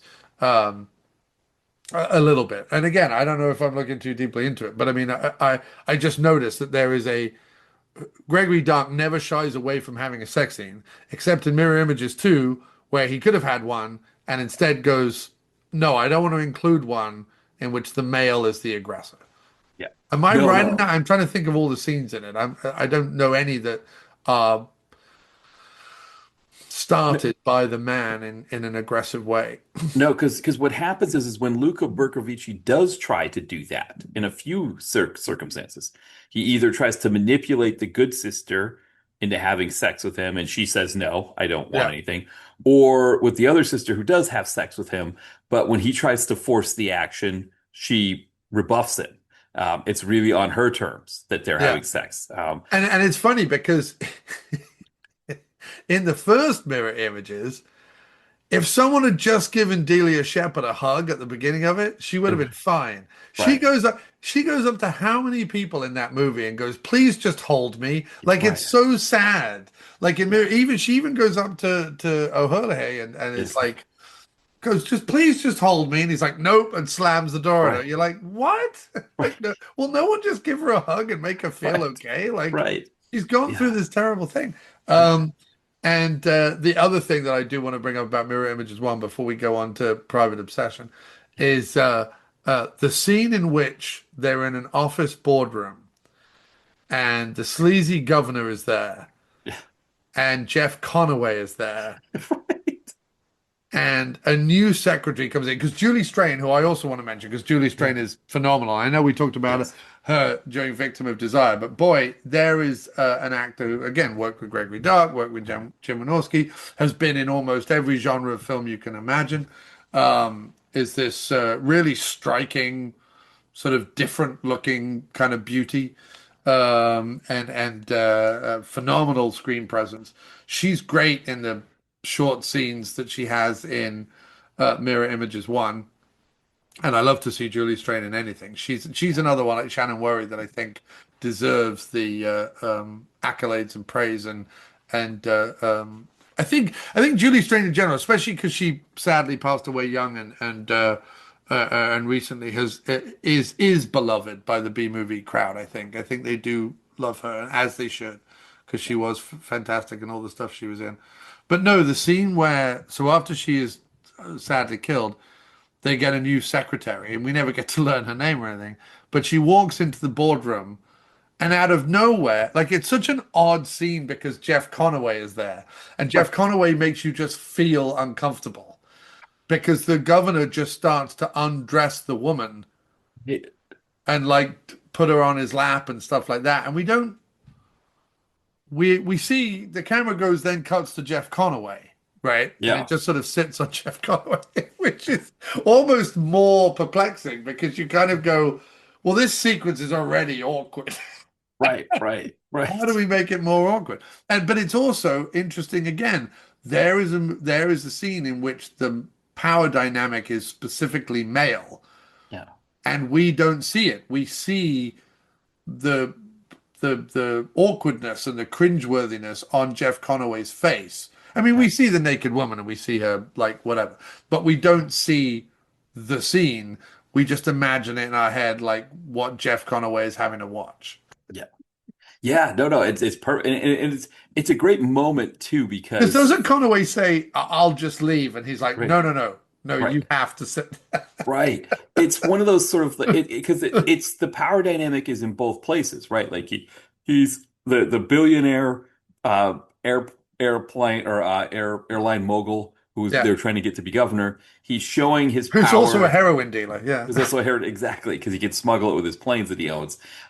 He's both showing kind of the power dynamic, like, hey, I get this woman and she's doing, but also to tell Conaway, like, you work for me and you're gonna sit here and watch this yeah, because you need my money that I'm paying you to run my campaign. yeah. So I'm the one in control here, and I'm gonna The make you sit here and campaign that watch Jeff this. Conaway keeps bringing to him Right. which seems to be centered around naked women in a swimming pool. And I don't know Hmm. which state is going to Right. allow their It's their government. California, right? That's where he's running. And so, Yeah, yeah. there's no way California is just Oh, being like, sure, show titties right. in midday when we're trying to sell this governor to bored Right. housewives. I mean, Right.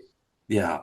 But no, but you make a great point there that it's like he uses that in ways to kind of demonstrate the power dynamics and I could see how if Worry, would look at that and say, okay, well, my prospects in sort of the non-erotic thriller world are lower parts in films that they're written one dimensionally. They don't have a lot of lines. They're not going to give you much money necessarily either. Or I can do these movies with Gregory Dark where I get these fully fleshed out three-dimensional characters that let me really play with my range as an actor and really go for it in different right. scenes. Well, this is what I'm going to do. And I think we as fans get to watch these movies and get to see how well she's able to do with them. Yeah, she just does what I think Pam Grier does, Yeah. and other actors of that caliber, and and even someone like Helen Mirren Yeah. as a younger actor as well, which is that um, they own like to pigeonhole them simply as actors who did nude scenes Yeah. is a fool's errand because Yeah. they so rise above they either rise above that pigeonholing, or they so own their sexuality, they so own their bodies and their sexuality and their curves and their natural uh, natural humanity. They so own it that it never feels exploitative in a movie like this, even though obviously these movies were designed to sell and we're just going to put boobs in them because they sell. Somehow someone like a Worry, because of her talent, rises above it. It's why when we move over to Private Obsession, I like it less. It's not because I'm not interested in the story that's being told, because the story is kind of weird and interesting, and there is a sort of 1960s sitcom element to the sort of bickering between the two main characters that sort of, I think, meant to be fun and entertaining. My problem with Private Obsession is whether she ultimately triumphs or not is irrelevant, because 90% of the film, she is not in control. She is being exploited. And as a viewer who is a fan of Worry's stronger roles, it's very difficult to watch her in Private Obsession and not say, hit him with a fucking brick or whatever. Like, just kick him in the nads. Like, do something. Like, you're Shannon Whirry, for fuck's sake. What's going on? Yeah. The fact that she lets this, you know, he's not even it's not even like he's a young, handsome, strong, lithe guy. He's like this slightly portly, middle-aged goof that needs to be punched repeatedly in the neck until he shuts up. And I think that's my problem with Private Obsession. We can get into it with the sexual politics of it, and also the weird. I think I called it. I have to look it up on Letterboxd what I called it, because I thought it was a play on Doctor Strangelove. But are you ready to go over to Private Obsession? Did you Yeah, maybe. Yes. do us the synopsis of Private Obsession, which I called Problematic the Movie, or How I Learned to Stop Worrying About Stockholm Syndrome and Learn to Love Sleeping with My Kidnapper. Yes. So Private Obsession, it stars Shannon Whirry as a world famous fashion model who is also known for being a world famous feminist. And she's, kind of doing her thing in LA. At the same time, there's this creepy guy who I've got to pull this up so I can pull up his name. I forgot to pull him. She plays, her character's name is Emmanuel Griffith, or Manny, but the main character is played by Michael Christian. Is that right?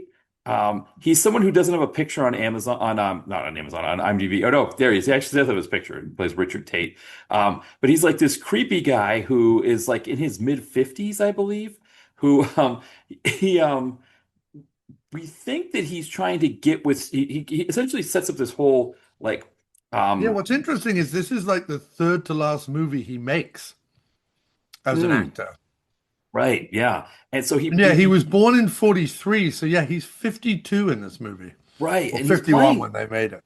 he plays a lot of small parts and like other things, but in this he's like this main character who essentially he sets up a prison in his house, and he kidnaps Shannon Worry. He keeps her in the prison, and the idea is that he's trying to retrain her to make her an obedient wife, that she can be his wife. Now, what Worry realizes is that while she's in this situation, is that, oh, this guy doesn't just want to retrain me and make me less feminist. He wants to he wants to make me his wife. He has a thing for me. He wants to be around me. So I use this to my advantage.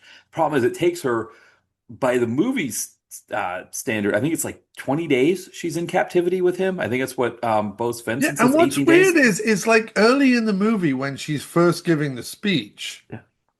he's all about it. He's like, "Yeah, tell him, tell him, tell him." Right. What But he is was it? being And I sarcastic. I think he was being sarcastic. We Oh, don't he know. We is. didn't know it until after that he was being Oh, okay, sarcastic. okay, okay. Yeah. But he wanted to tape her speech and then cut it up so he could use it to torture her with. Right. So it would play on her TV, to kind of, yeah. So, yeah. I mean, the thing is, this movie is, I mean, that's pretty much the plot right there. That's it. Bo Svensson plays some private detective who's supposed to be like finding her. He has like a few scenes where he's trying to communicate with people who don't speak English as a first language, and it's supposed to be funny, which just seems weird because he's like talking to like a Korean owner of a limo service that he doesn't can communicate, while Shannon Whirry is scooping water out of the tank of a toilet so she can have something to drink because this character is like turned off her water and isn't letting her drink it. It's like, how am I supposed to be goofing around with Bo Svensson while she's drinking out of a toilet tank? Like it's just kind of absurd. Like, Yeah, I mean, the movie is all shades of fucked up, and it's right? certainly more dark and grindhouse than anything else I've seen Worry do. Right. Well, and that's the director, Lee Frost. That's the kind of those he made a lot of grindhouse movies. This is actually his last movie, and Yeah, I mean, the he famously made Love Camp #7, which is right, right, exactly. yeah. Yeah, he did. I mean, he did porn before Gregory Dark, right? He was doing it in the 60s and 70s. He said Did he do around actual porn? I don't see that here, but yes, there's some X-rated movies that he did as well. okay. For his director. Yes, yeah, so some of the movies. It's interesting on IMDb. It doesn't show the ratings of the movies unless you click on them. But yeah, some of them are X-rated movies. But And he did like Mondo Bizarro and other sort of weird, yeah. yeah, and I think one of the boutique places released like The Pickup was a movie of his. Yeah. And Well, I know I Love what is it? The one that I just said, Love Love Camp Camp 7. #7, I think Blue Underground put out. Yeah, so they might have put out The Pickup as well. I think they might have done a double feature. 'Cause I get emails from those places sometimes. They want me to uh, do reviews of those movies. I don't view them often because but yeah, that's because I mean it doesn't exactly fit on the direct-to-video connoisseur to do The Pickup, right? It's predates that kind of thing. But no, so he did these kind of movies. But one of the things I noticed as I was going through his Severin put out The Pickup. Severin put okay, they put out The Pickup. That makes sense. So that actually makes sense because Severin reaches out to me or they send me emails about when they've got new stuff coming out. So because they've quoted a couple of my reviews. They quoted Strike Commando 2 and Night of the Sharks, I think. So but Nice, good no, for you, man. exactly. I guess yeah, so you can check They out ever my send you free copies of the DVDs? no, this no, and actually, I didn't. They didn't even tell me that they did it. It was somebody else who was like, "Hey, Matt, your blurb was on the back of this movie or whatever." Yeah. So, but no, but Lee Frost. If you look at his filmography, there's a sense that like, oh, he's doing like these female empowerment kind of things, but really, almost all of them involve some sort of kidnapping, and it's like maybe like a guy's girlfriend, a guy's like in money to the mob. And so the mob kidnaps his girlfriend for collateral and then tortures her for a weekend. And maybe she turns the tables at the end of the movie, but it's kind of like, it's almost like the turning the tables is like the way to sort of de-kinkify the kink, if that makes sense. Like if Lee Frost has a It thing for just, women being captured, he can yeah. say, but oh no, she turns the tables. And so it's like, I'm not really saying that I want women to have to endure this kind of thing. Right. So that's right. So that's the problem with private obsession. So the thing with private obsession is she's kidnapped. There's various indignities. Yeah. She's left without water sometimes. She's left without clothes Yeah. for like a whole section of the movie, which just seems awful. He talks to her through a speaker system. He has cameras in the room that she's in. He has an old CRT TV. She has a buzzer and he's able to talk to her. And there's this what's really weird is I called it Stockholm syndrome or whatever the movie. It genuinely is exploring that idea. And on one hand, you see on one hand, certainly the first half of the movie, up until the first sex scene, because there's really only two sex scenes in the movie, and they're both unforgivable, but the first one is sort of at the halfway point. And the in the lead up to that, you see her trying, like it's a genuine battle of wits. Yeah. And it's interesting because it goes through all the different things. She tries to be aggressive, it doesn't work. She tries to be loving, it doesn't work. They try banter, it doesn't work. Like he's always he's always slightly cleverer than she is, and then she's slightly cleverer than he is, and then he's slightly cleverer than her.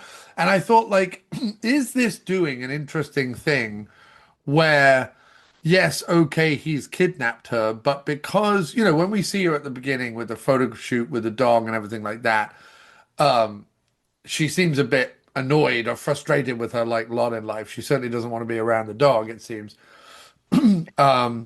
And, obviously in the speech that she's giving, she's sort of frustrated by the anti-feminist feeling that she gets doing her job, being a model. And I thought, well, are they doing a very interesting thing here where, sure, it's exploitation and yes, it's titillation and sure, they're going to end up having sex and whatever it is. But ultimately, it's about wearing them both down and them actually finding each other. Like, is it going to be some sort of weird movie in which I take this wild, uncomfortable journey, but actually they are both codependent personalities and need each other?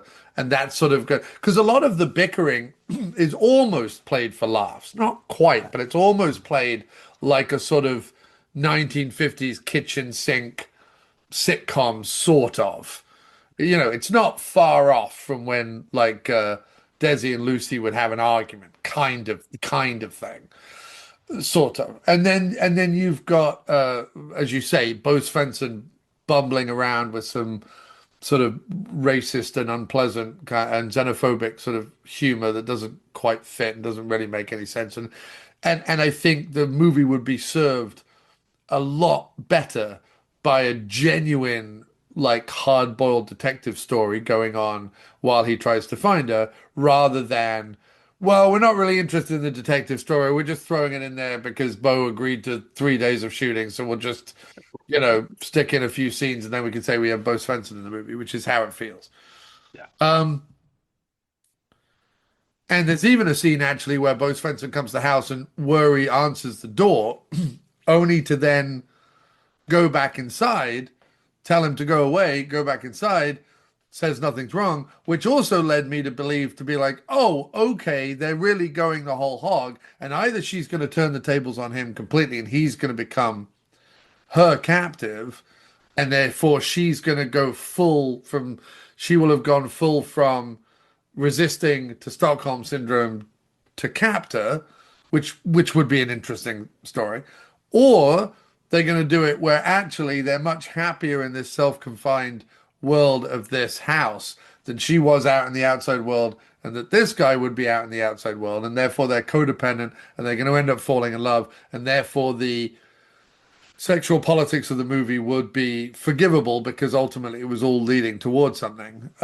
Any one of these would be preferable to what we get. And what we get is a, trapped, confined, humiliated Shannon Whirry, right down to an incredibly uncomfortable scene that would normally, so these kind of scenes, like trapped in a hole and, fucked by my stepbrother or whatever. Right. Shows up in normally like hardcore pornography, weirdly quite a bit. I don't know why. Yeah. Not that I'm weirdly. Also, I'm talking about it like I've watched a lot of it. I haven't actually watched a lot of it. I've watched some. I mean, I'm aware of it, but like I'm just aware that this stuff exists. Just through the zeitgeist of like Pornhub and stuff. I'm just aware of that it exists. Yeah. And there's a sequence in the movie where Shannon Whirry is trapped in a dog door at the bottom of a door. And thankfully it doesn't go as far as to have him, have sex with her, but he does like put butter all over her boobs, which is sort of stupid. But the reason why I single out that scene is because, unlike Mirror Images, or Body of what was it called? Body of Influence? Body of Influence, yeah. Where I always felt like she was in control. I don't like when I watched that scene, I didn't feel comfortable. Now I understand I'm not meant to feel comfortable. She's a captive and he's a captor. But what I mean by that is I didn't feel comfortable that she wanted to be doing that scene, is what I mean. Yeah. I got the feeling that, like, Whirry wasn't particularly happy to be in this movie. Yeah. I don't know why I got that feeling, but here's the thing: is that this movie requires you to suspend belief in a way that I don't think the movie is good enough to let you do that. I am absolutely fine watching grindhouse and exploitation films in which women are rightly, wrongly, forgivably, whatever, mistreated for the sake of, entertainment and whatever. Because normally they'll turn around and kill those guys or set fire to the prison or whatever it is. Normally there's a big escape at the end of it, and the woman ends up being the final girl and whatever. And again, if this movie went that way, it would have been much more preferable. There's horrible indignities that happen in the women in prison films that Pam Grier is in, but there's also like all of those people get their comeuppance. There's never a sequence at the end of it where everyone's fine. So I've seen all sorts of stuff and not been uncomfortable with it. This movie made me uncomfortable because I was actually watching it going, I don't know that Shannon Whirry wants to be doing this. I don't know why I felt that way. I don't know why I felt so protective over Whirry. And maybe that's the point. Maybe I'm meant to feel protective over Whirry. I don't know. But that scene in particular where she was trapped in the dog door and it was really just an excuse to put butter on her boobs, I was just like, if this was like a hardcore scene on Pornhub or whatever, you go, oh, all right, this is fucking ridiculous, but I understand this because it's serving a certain king, and serving a certain fantasy that would never happen in real life. This movie is trying to tell me a story that at least exists on some plane of reality, and yet is serving me up this rather childish attempt to kind of replicate a kind of trapped and molested sort of king. So that made me I didn't like that at all, really, particularly. But what I really didn't like was, so we're moving towards the middle of the movie, and it is set up that she has basically decided the only way she is going to overpower this guy is with her sexual wiles, right? Her femininity, right? And so it is all set up that she is going to meet him downstairs to have sex. And he goes downstairs and she's upstairs by herself. And I'm like, great, now's the time. You get a fucking lamp or you get a golf club or you get a fucking, I don't know, break the towel rail off in the bathroom or whatever it is. Come downstairs and beat him round the face with it and escape. But instead, she comes downstairs and they end up having sex. I go, okay, fine. It's a movie. It's an erotic thriller. It's a grindhouse kind of film. They've got to get a sex scene in here. So fine. Fine, they have sex. But normally in a movie like this, like I watched Caged Hearts, for example, the Henry Char film, in which there is a scene where a woman is sort of forced to have sex. And at no point do you think that she is enjoying it. At no point do you think she's going along with it. And the biggest problem I had is that in the middle of Private Obsession, there is like a 5-minute, multiple setups, multiple positions, sort of erotic thriller sex scene, which it just doesn't fit. Like, it just doesn't work. Like, it just doesn't make any sense because you lose Whirry's character, even if she's doing it to overpower him or whatever. That's not what's being sold. What's being sold is, let's stop the movie and now here is, an erotic scene because that's what the format requires.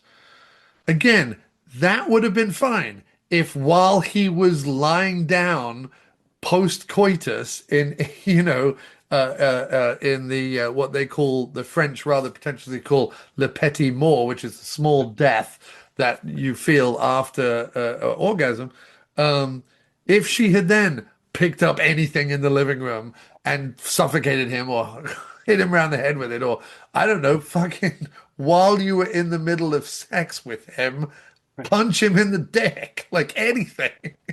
Right. Well, because the thing is that this, we talked about before, this actor is 52 years old. He looks every bit the 52. Now they show. Yeah, I don't want to watch him have sex with anyone. Like, no. That's not. Yeah.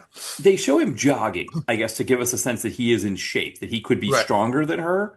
Right. But I watching him walk around. I mean, he's walking around like a not just a 52-year-old man, but a 52-year-old man in the mid 90s.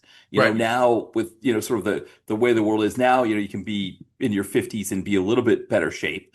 But Shannon Whirry is not like completely diminutive. I mean, she's like 5'7", which is about my height, but that's taller for a woman.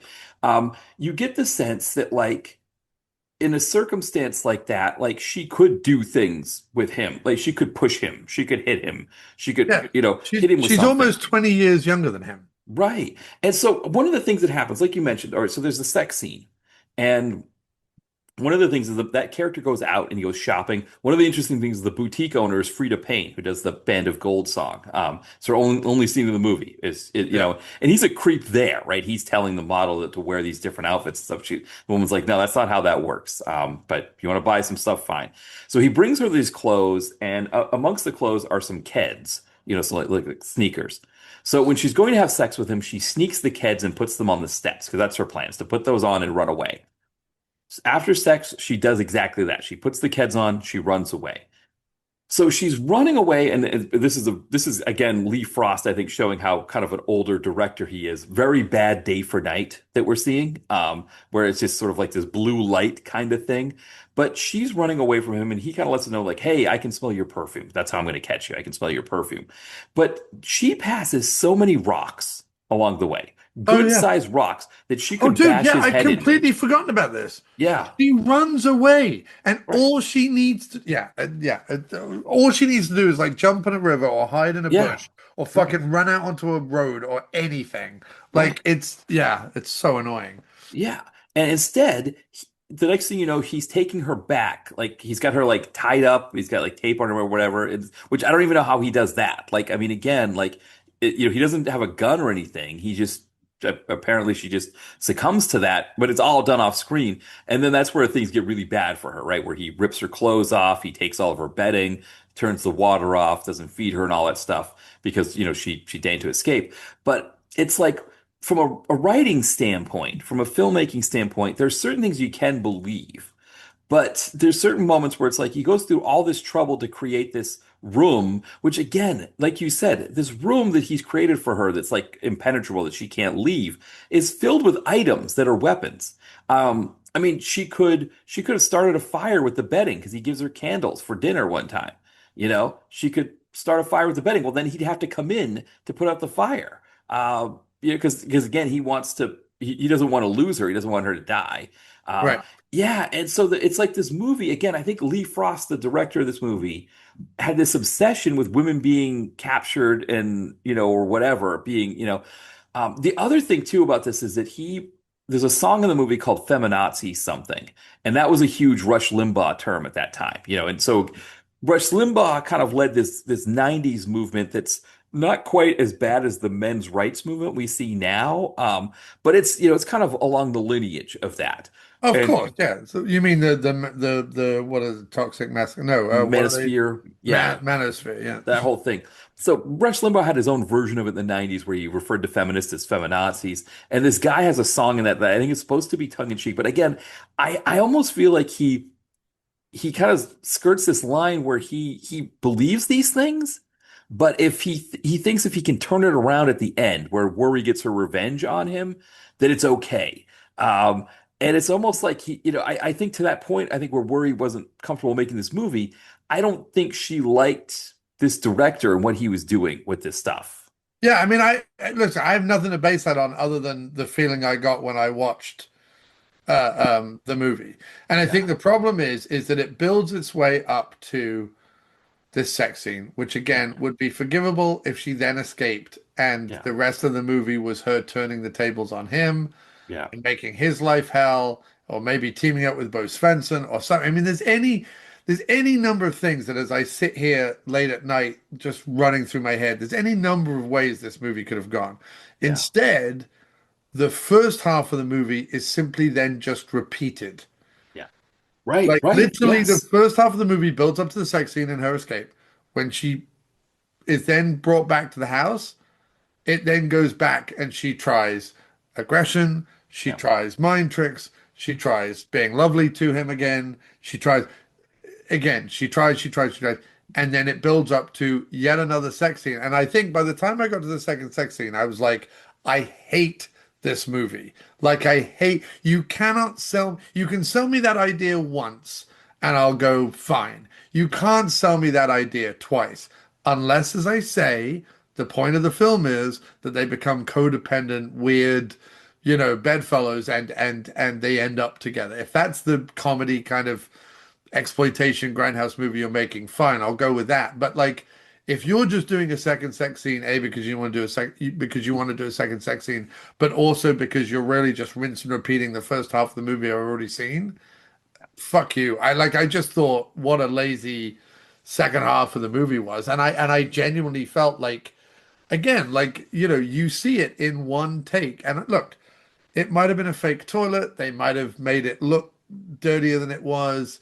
The Right. water might have been fucking Perrier for all I know. But in one take, you see Shannon Whirry like pour a glass out of the cistern of a toilet and like timidly drink it. Like she doesn't Yeah. really want to be drinking it. And I understand she's selling the character because Yeah. the character doesn't want to be drinking it. But at the same time, like I don't want to be in the middle of an erotic thriller feeling uncomfortable. Like I just don't want No, to be that's in the the whole middle. point. Right. That's the whole point. I mean, there's you talked about the butter scene where she's stuck in the thing. So there's this moment where she's stuck in the thing and she looks up and she sees him turn the lock off. And I thought in the way she does it, there's sort of this knowing look that she gives when she sees him switch the lock. I thought that she was faking it the whole time. Right. And she was going to wait till he got on the other side of the door. She was going to slide out, lock the door on him, get out of there and go. But then, like, maybe by the time both Svensson and her get back, he's escaped, and that was going to be like a cat and mouse thing after. I thought that Right. was going to work. No, no, it was just Chekhov's lock that in the Yeah. first act, if you introduce a lock, you need to use the lock in the last act. And that's what happens, right? Is that she sees the lock again at the end. He's in the room getting stuff. She closes the door on him, locks it, and he's stuck. And that's sort of the turnabout is fair play moment of the movie. But I think that's the problem is that, yeah, it's, the movie probably would have played out better if this guy does this. She escapes. I mean, I think the other reason why this movie doesn't work well, beyond the fact that it repeats itself twice, is that this main character guy is despicable. Yeah, he's And awful. Yeah. usually when you do a movie like this, you base it around the female character who's trying to, or the not just female, but whoever the person who's been in captivity, them trying to escape. That's the basis. Because Right. that's the person we're supposed to That's where the tension sympathize with. comes from. Yeah. Exactly. We're not sympathizing with this guy. He's a No. creep. No. He's got this weird voice that's like a 70s like Love Boat guest voice, that just sounds really creepy when he's talking to her. Which is Um, funny because he does do voiceover work, I believe. right, exactly. Yeah, he's really, yeah. And I mean that's part of the reason why he did the voice was that he wanted to be creepy in this moment. Um, But yeah, he's not somebody that you want to enjoy. You're not enjoying him. And I don't want No. to see him going out shopping or anything like that. I don't want to see him do anything. I don't care No. about him. I want to see what Shannon Whirry is going to do. So it's like you have this story that repeats itself in a way that is really doesn't work. But then Oh, he you're does also, voice acting in German. oh, interesting. He speaks German and he's done. What's weird is he did the voice dubbing in Terminator 2, and you Oh, would I think I think, saw wouldn't that. Arnie just do his own German voice? But okay, apparently not. Right. No, I think I saw that. That's right. Yeah. Yeah, it's crazy. I mean, he hasn't done much. He's only done two other things since this movie as well. Um, so he hasn't done much. I mean, Lee Frost. So the thing with Lee Frost that I read was that he stopped making movies after this because he didn't like that movies like this were going direct to video. He firmly believed that a movie, no matter how the budget is, when you make a movie, it should go in the theater. That's the whole point of a movie.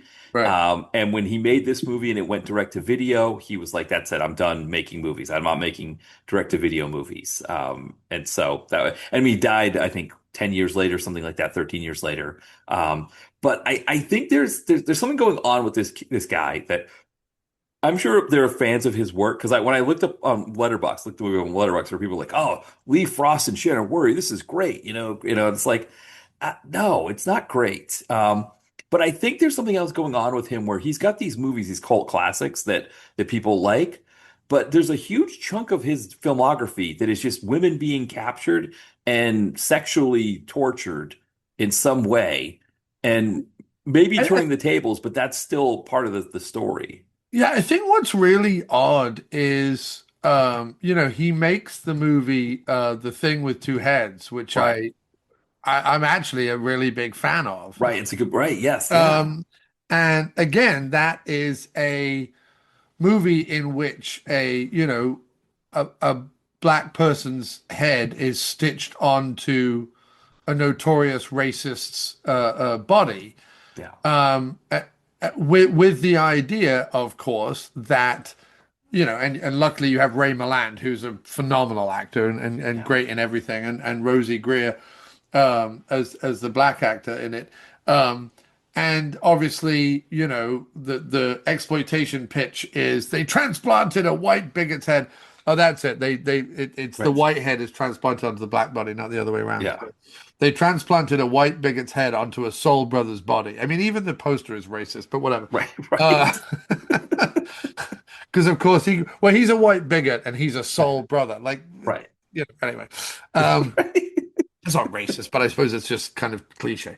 Yeah. But that's the whole exploitation pitch. But obviously, throughout the movie, the whole point is meant to be that Ray Milland learns his lesson. Yeah. And I wonder if, like you say, Lee Frost didn't pick these movies in which, sure, there's a turn at the end where, the bad person, in inverted commas, gets their comeuppance. But you wonder, does Lee Frost not side with the bigot? You know what I Right. mean? Does Right. Lee Frost not side with the captor or the sexist or the misogynist or whatever? I don't know. I can't answer that. But yeah, it doesn't get, this does not get a lot of good reviews. I'm just scrolling through Letterboxd. There's one person that gives it 3.5 stars and say it's a great flick, but it Yeah. says Shannon Whirry at her absolute best. No, it's not. No. Um, Plus, whoever our leading man is absolutely crushes it too.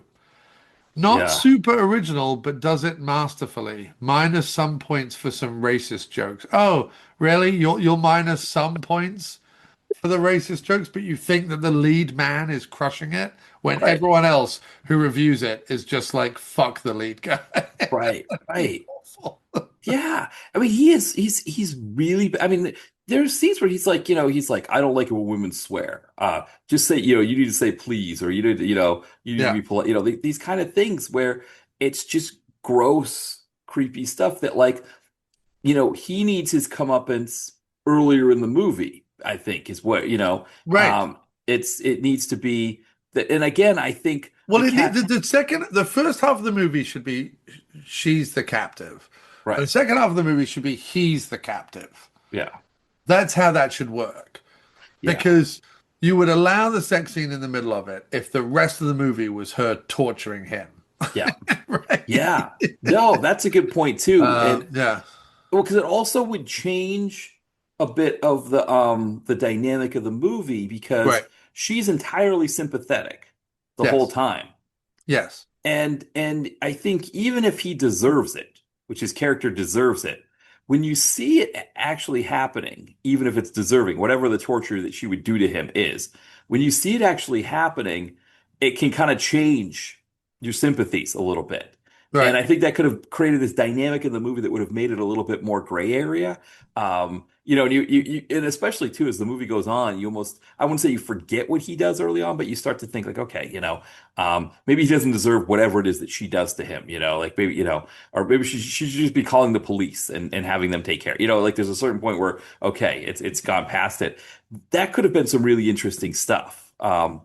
But no, like you said, they just said, and this Lee Frost wrote this movie in addition, which Wait, did he write Race with the Devil? Because I love that movie. Did he really write yes, Race with the Devil? right, I'm pretty sure. Yeah, I mean he's got some interesting credits to his name. That's what's so fascinating about it. Because Yeah, that's a phenomenal film. Right, right. Yeah. Race Now, for the no, Devil. no, we don't know, right? So we don't know something like Race for the Devil, um, how much like, He wrote it with Wes Bishop, right. And that's what makes me wonder if, you but he know, wrote a lot of stuff with Wes Bishop. Dixie Dynamite, Chain Gang Women, Police Women, um, The Thing with Two Heads. So yeah, I mean yeah, Wes Bishop co-wrote most of yeah. his famous ones. Now, this movie, I don't know if you know, Race for the Devil is playing June 27th at the Phoenixville Theater down here in the Philly area. Oh, dude, go see it. It's one of my Yeah. favorite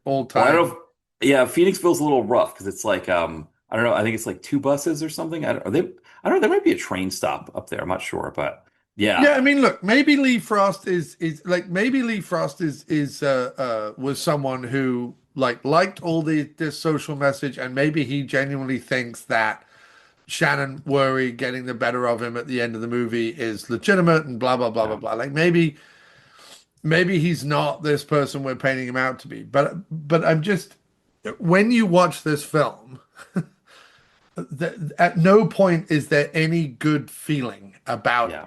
anything that's going on. And look, I don't need every movie to like make me feel good. I understand that I'm allowed to feel awkward or I'm allowed to feel like something is problematic. But here's the thing is that if it was within a serious movie in which this was examining serious things Yeah. and I felt that way, that would be fine. But this is in at no point does this pretend to be a serious movie. Yeah. And in fact, because it doesn't pretend to be a serious movie, the problems you have with it just continue to compound in on themselves. Yeah. Yeah. No, exactly. I agree. And I think it's hard, right? Because we were looking for a second worry film to do Well, this with gets rated quite highly, doesn't it? right, it gets rated highly. The picture on the cover, which I mean, this is kind of your classic bait and switch when it comes to these movies. It's like it looks like the perfect worry um erotic thriller, Right. because you really can't tell that the guy is the actor is playing it is on that's on the cover. They do a good job of kind of hiding what Right. he looks like. The P in private kind of just loops over his face enough that you don't see him as well. Well, like Um, for example, so we did Body of Influence last time, yeah. right? And did we do Animal Instincts? No, I did that one with Mitch on an episode I a watched it few years though. ago. I must have Yeah, watched it as part of my I think like you did. Worry, Yeah, Gregory Dark watch or whatever. yeah, Right. And Animal Instincts gets 4.9. Body of Influence gets 4.6. And Mirror Images 2 gets 5.1 and Private Obsession gets 4.8.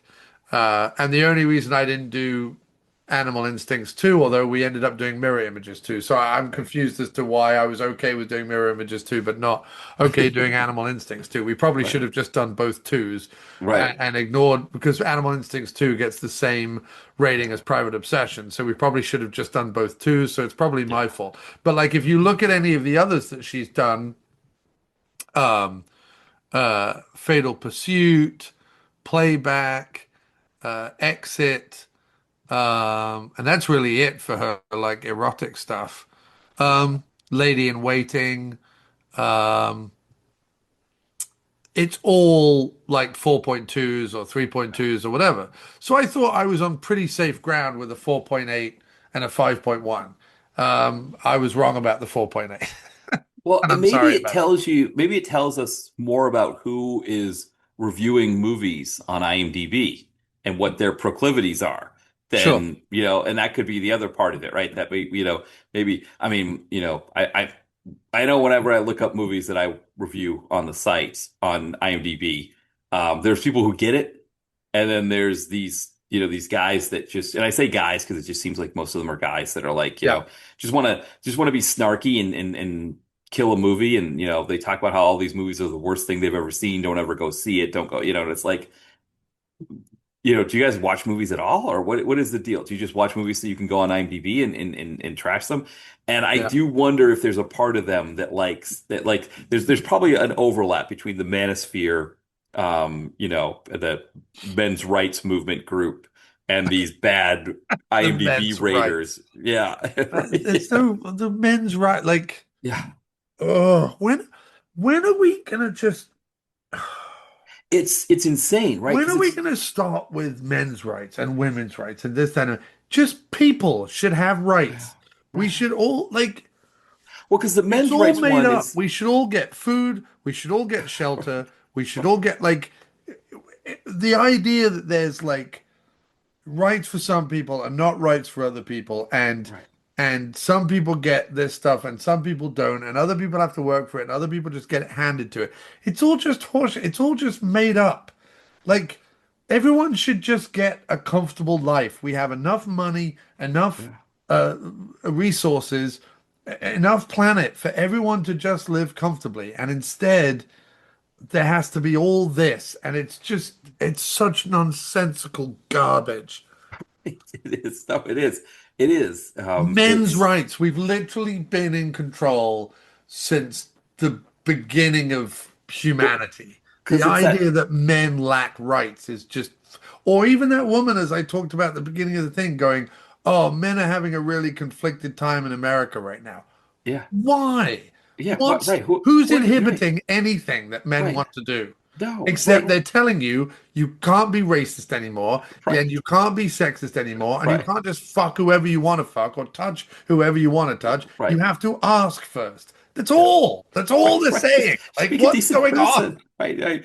It's this kind of this classic like prisoner experiment thing where it's like if one person has all the rights and somebody has none or very few rights, when you start Right. to take rights away from the person who has all the rights and you give, sort of make things more equal, the person who had all the rights suddenly starts to feel like they're under attack, right? Right. They feel like they're the one who's oppressed, even when it's really just about bringing things back to even. Right. But that's the thing, right? It's that, But I said this. I forget who I was talking to about it, but I think it was off the back of the fact that I found out most upsettingly that John Cleese had signed the letter to in support of J.K. Rowling. yeah, And I forget who I was talking to or whatever. I really do forget the conversation, but I said something or whatever, and someone around the table, and they weren't being pro J.K. Rowling. They were just making the point. They were saying, she seems to think she's fighting for like women's rights, right, against trans people. yeah, And I was like, you don't fight for rights by attacking right, another group.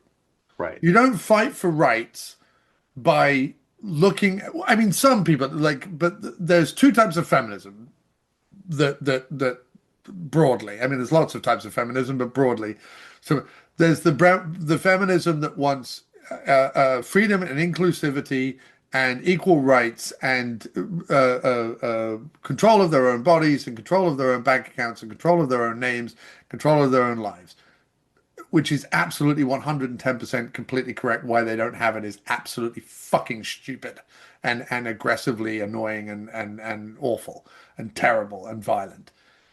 And then there is the feminism that says, in order for us to have our rights, trans people have to suffer. right, No, they don't. right. No, No, they don't. no, yeah, No, they don't.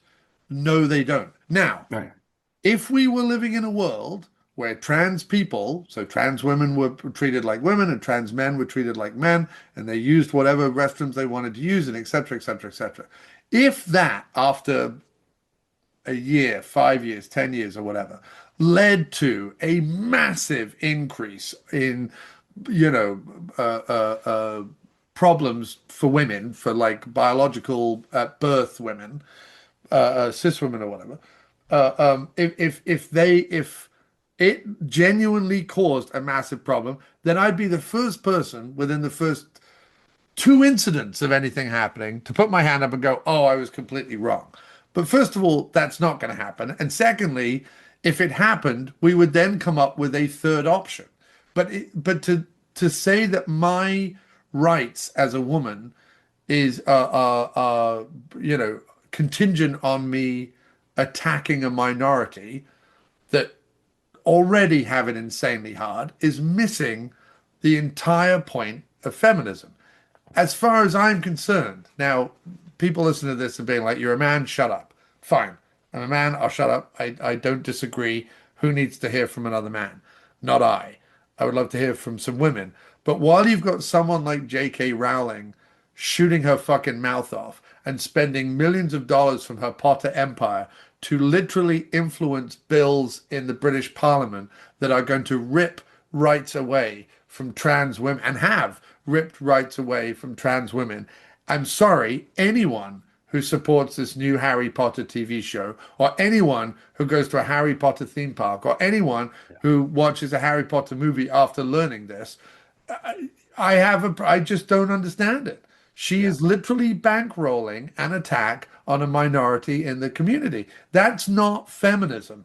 I don't, and unless you can point to an incident where she felt so unsafe going into a bathroom because of a trans person that it personally affected her, I have no truck with any of this. And what I mean by feeling unsafe, I mean genuinely unsafe. I mean genuinely under threat. I don't mean I walked in, thought I saw a man in a dress and became paranoid. I Right. mean genuinely felt unsafe because that man in a dress turned round, flashed her and revealed a knife and fought, something grotesque and awful. Fine, that's horrible, terrible. It should never happen to anyone. And of course, I'm not on the side of that happening. But you know what? That has never happened. So, Well, no, but not only has that never happened, right? But from a legitimate trans person, it might right, have happened from a rapist in a dress. I'm right. talking about a trans woman. Well, exactly, because the thing is, whether you have laws or not about whether trans people can use bathrooms for which they identify,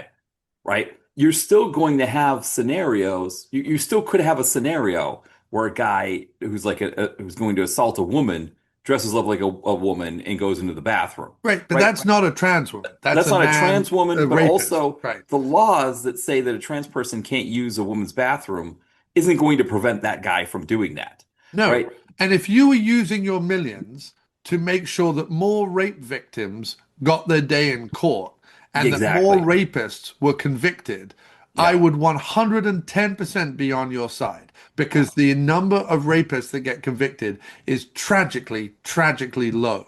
Yeah. And yet everyone knows it happened. Every What? single woman on this planet has either unfortunately been the victim of some level, even if it's low level, even if it's at work, even if it's whatever, even if it's just harassment, has faced something of those, like every single woman. And so we all know it happens, and the fact that laws are not tighter around this stuff is insane. And if you were putting your millions towards that, hallelujah, I would give you a fucking parade. But as it Yeah. is, you're giving your millions towards restricting the rights of trans individuals on this planet, and that, I'm sorry, is bigotry. So I don't give a fuck, and I will not support any. By the every time I was donated DVDs and stuff from my store, Yeah. invariably there would be Harry Potter films in them. I throw them away, and while she still wouldn't get any money from them because it's secondhand stuff, I refuse to have that. I just refuse to have anything to do with that franchise. I never liked them when the books came out, and I Yeah. certainly don't like it now that she's turned out to be a turf fuck. And I just Yeah. I just think to myself, again, listen, I'm willing to be open-minded and open-hearted to anyone who wants to tell me a story where a trans person was an oppressor, and what I feel should be done about that, or what you feel should be done about that, or what the woman in Yeah. question feels should be done about that. But that's not what I'm hearing. What I'm just hearing is a bunch of paranoid, bigoted claptrap and a very powerful, very aggressive, multimillionaire woman using her money to oppress a minority. And Billionaire, I think, right? I think that billionaire, franchise, possibly, yeah. yeah, I think And so I she's don't worth know over a how you billion. can, in your right mind, support it. It's one thing it's one thing to separate, the art from the artist. But when that artist goes out of their way in public to say, she has literally stated, I am using money Yeah. generated by the Harry Potter franchise, the Broadway play, the upcoming TV show, and the movies. I am using this money to fight and put bills in Parliament by bribing politicians and paying for these things to be pushed through when otherwise they wouldn't be, by using a coalition of similarly timid and insecure women to attack trans women. That to me is a calculated violent act, and I have no time for her or anything she will ever write or be a part of. And I think it's a very sad day when people like uh oh, I can't think of his Oh, name. John Cleese. No, no, well, I mean, John Oh, Cleese is just, yeah. I don't know what, I don't even know what John Cleese thinks he's doing the last 10 years, last 15, 10 years, 10, 15 years. But and it's so disappointing. But no, the guy who's taking over from Dumbledore, John Lithgow. Oh, right. I don't know how you go from um playing one of the most celebrated trans people in a movie way before this was even a debate, Yeah. and highlighting a very naturalistic and realistic depiction of that character, I think, in a beautiful way in World According to Garp, to sleeping at night because you've somehow convinced yourself it's fine to play Dumbledore in a TV show and finance this stuff. And he's been asked about it time and time and time again. And he said, look, I don't agree with her politics. And he even said, there was a point at which I could have left the show, but I looked at it and I looked at all the people who were working on it and I looked at the thing and I thought, no, I won't. And I was like, I wouldn't have Right. even taken the audition. Right. Right. Exactly. Yeah. Yeah. So I don't know. Yeah. It's No, just, no. it's Yeah. just, I don't know how we got onto this. Anyway, Well, because I think we just got fuck onto it because it J.K. was Rowling. we got onto it because we were talking about the men's rights thing that this movie seems to be Right.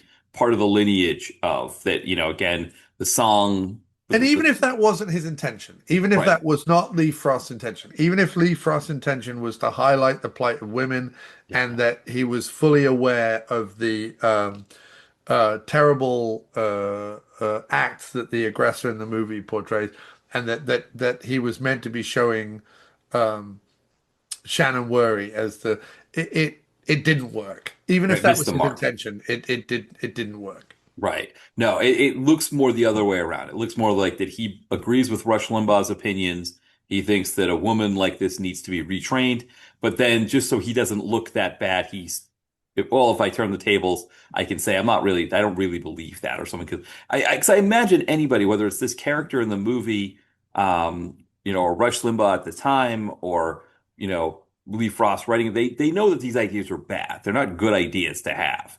Um, and so by having her turn the tables, it's almost like you can say, I don't really have this idea, So, and again, like you said, he might not feel this way.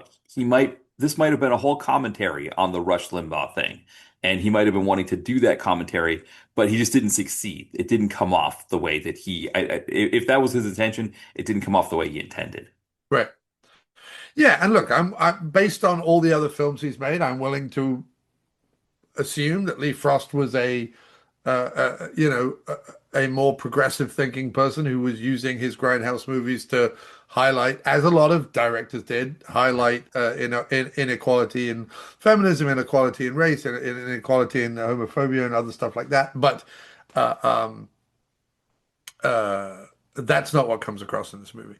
No, no, exactly. But then I also don't think what's interesting though is I don't think what comes across in this movie is that I'm meant to be, but then I'm not a member of the Manosphere, so I don't know, but that I'm meant to be as a man enjoying watching her being tortured because it's not like the torture goes. Yes, there is. She spends a prolonged period naked. She has to drink out of a thing. She doesn't have bedding and stuff like that. But it's not like he's beating her you know, or even like putting hot wax on her or poking her with needles or anything. Like there's not, or like, I don't know, putting a dangerous snake in the room with her or anything like that. There's no, in a weird way, if it had been more torture and more grindhouse and more explicit and more grimy, that probably would have worked to serve his, retribution plot in the last 30 seconds. But like I say, the retribution should have been the second half of the movie. Yeah. Even if you have to, for selling the movie's sake, have that big, as I say, multi-position, multi-setup sex scene in the middle of the movie that plays more like something in a Basic Instinct than something in a Grindhouse movie. Even if you have to have that in order to have the racy cover and sell it in the video stores, have the second half of the movie, the tables turn and Worry is now addressing her captor. Well, Um, think about it too, because you could have had more sex scenes. Like, what if when she turns the tables, like she orders a pizza and then she has sex with the pizza guy, and right, the other guy has to watch, right? She's doing it in front of the camera area, right. so that Gregory Dark would have figured it out. I don't think. yes, I think if Gregory Dark had directed this movie, it would have been very different. exactly. Yeah, I agree. Yeah, for sure. Yeah, I think Gregory Dark would have thrown out the second half of the script yeah, and would have said, "No, this is how we're going to do it." yeah, yeah. And again, I might be giving Gregory Dark too much credit, but I'm just saying I've never watched a Gregory Dark movie. I've watched a Gregory Dark movie and gone, "Wow, this guy's having a lot of sex in one 24-hour period. You know, how does he have any fluids left?" But I've never watched the Gregory because there's literally a movie in which Martin Hewitt has, I think, something like 12 sex scenes in a Yeah, movie that takes place in a 36-hour period, and I'm like, biologically, it's like biologically he would be sore and tired right, and vacated of all fluids. right, right, exactly. But you know, so I've seen those movies, but I mean, he wouldn't have. I don't think he would have put us through what we go through with Lee Frost. I've been reading some reviews just out of the side of my eye while we've been talking, and I think that a lot of people are just sort of saying, "Well, his heart didn't seem in it," kind of thing, and it was sort of his last movie, and he wasn't really. I don't know. I No, don't I know. think he thought he this was good. I think it was more the disappointment after when he found out that this movie wasn't going to be screened anywhere. Yeah. That was one of his quotes was that he believes movies need to be on the theater, that they shouldn't be direct to video, direct to TV. Right. And so he felt like if he was making a movie, it should be in the theater. And when he found out this wasn't going to be in the theater, he wasn't happy about it and decided, you know what, I'm not making any more movies. I don't need to make another movie. Right. Yeah, well, look, I mean, you know, we can only go by the evidence that we have in front of us. This was well reviewed for a movie of this type. It had Shannon Whirry in it, who we've come to know as being, you know, in her roles, strong and powerful and interesting and weird and wonderful and talented. And you know, it had Bo Svensson in it as a gumshoe and stuff like that. There should have been a lot to have championed about this film on paper, and sadly, sometimes it misses the mark.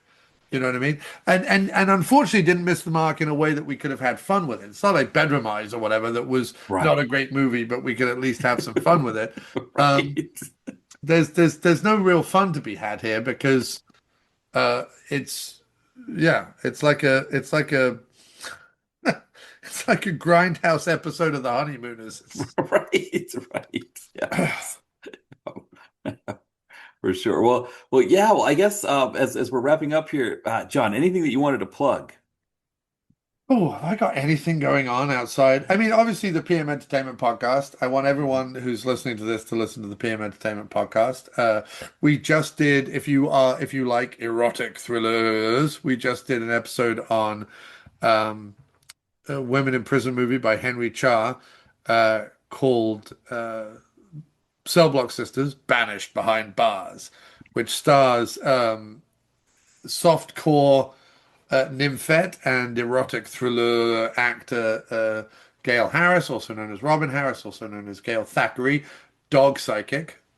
She is now a dog psychic. If you want to know what your dog is thinking, Matt, you call up Gail Thackeray. And the wonderful Annie Wood, who I thought was just absolutely superb in the movie, and who I had the delightful pleasure to interview. So there is an interview with Annie Wood, both on my YouTube channel and um, on the podcast. And in fact, that's something I'll plug. Follow the PM Entertainment podcast on YouTube because there is a lot of YouTube specific content just outside of the podcast that I've been putting up there, along with video interviews, video reviews, a soundtrack playlist to PM films. There's a lot to fun to be had on the PM Entertainment YouTube channel, and there will be even more fun as I go along with this whole project. So Yeah, follow me on YouTube. That's something I'd like to plug. Yeah, perfect. All right, excellent. And also, so I think this episode, I think we're going to put this episode out on June 2nd. Okay, So is there going to be a Bandcamp Friday on the 5th? It's the first Friday of, let me have a look. yeah, because that people should, um, Sometimes during the summer they don't do it, and then they bring it back on. The next Bandcamp Friday of 2026 takes uh, place on August 7th. August 7th. Okay. All right. So, well, Yeah. people still can go on Bandcamp and buy miscellaneous plumbing fixtures albums. Just means Yeah. They're we doing don't get, August, September, October, November, December. So the okay. end of the year there'll be more. Okay. Well, people then don't worry about whether it's the first Friday of the month. It's just whenever you hear this podcast episode, go on Bandcamp, look up miscellaneous plumbing fixtures, and grab some of the albums. So, yeah, Thank people you very much, people sir. really like the theme song that you've done for the direct-to-video connoisseur. So they like this theme song. So if people like the theme song, John's got tons of music out there that is a lot better than the theme song, and I like the theme song too. I think it's great too. But you've got some really great stuff out there people should be buying. Yeah, I haven't put out any music this year, which is unusual for me, but I've written tons and recorded a little, but I've not put anything out yet. So who knows? Maybe by August 7th I'll have an album out. Absolutely. Yeah, perfect. Well, I think this, yeah, but Truer Crime, it's a great album of yours that people could go grab Yeah, on I mean, if Bandcamp. you like the sound, if you like the theme song and you want to hear the best representation of my music and the best album that I think that I have out there is, I think I've Been There Yeah, is the most realized album from composition, lyrics, um, and it's the one that I have lots of collaborators on. There's like more collaborators on that album than anything else. So there's brass and there's backing vocals and there's weird instrumentation and stuff. That's like my favorite album of mine, if that's not too ego-aggrandizing to say. no, I think people should check. I mean, so in the podcast description, the link to your Bandcamp, I always put the link to your Bandcamp in the podcast description. So even when you're not on, because you do the theme song, so it's like, yeah, so it's there. Very kind of you, sir. Thank you very Yes, much. no, no, You've I always been a big supporter of mine, so thank you. yes, no, the music is fantastic, and so yeah, I've been there. You can go into Bandcamp, pick it out. But True Crime is another, like, I would say if there's like a Rubber Soul and Revolver of miscellaneous plumbing fixtures, meaning two albums that I think I'm exploring stuff and actually realizing that, songs are like books or like movies, like whatever. You have in your head what you want them to sound like, and Yeah, invariably, once you've recorded them and mixed them and had people play on them, they all sound different to what you ever first envisaged. I've Been There and True Crime are two albums that to me get as close to the sounds I have in my head of anything that I've recorded. yeah, yeah. No, I think they're both fantastic, and people could buy. I mean, they can go through your whole catalog. It's all on Bandcamp, so they can buy them all. But yeah, Yes, and in fact, there is if you buy them all, there is a discount.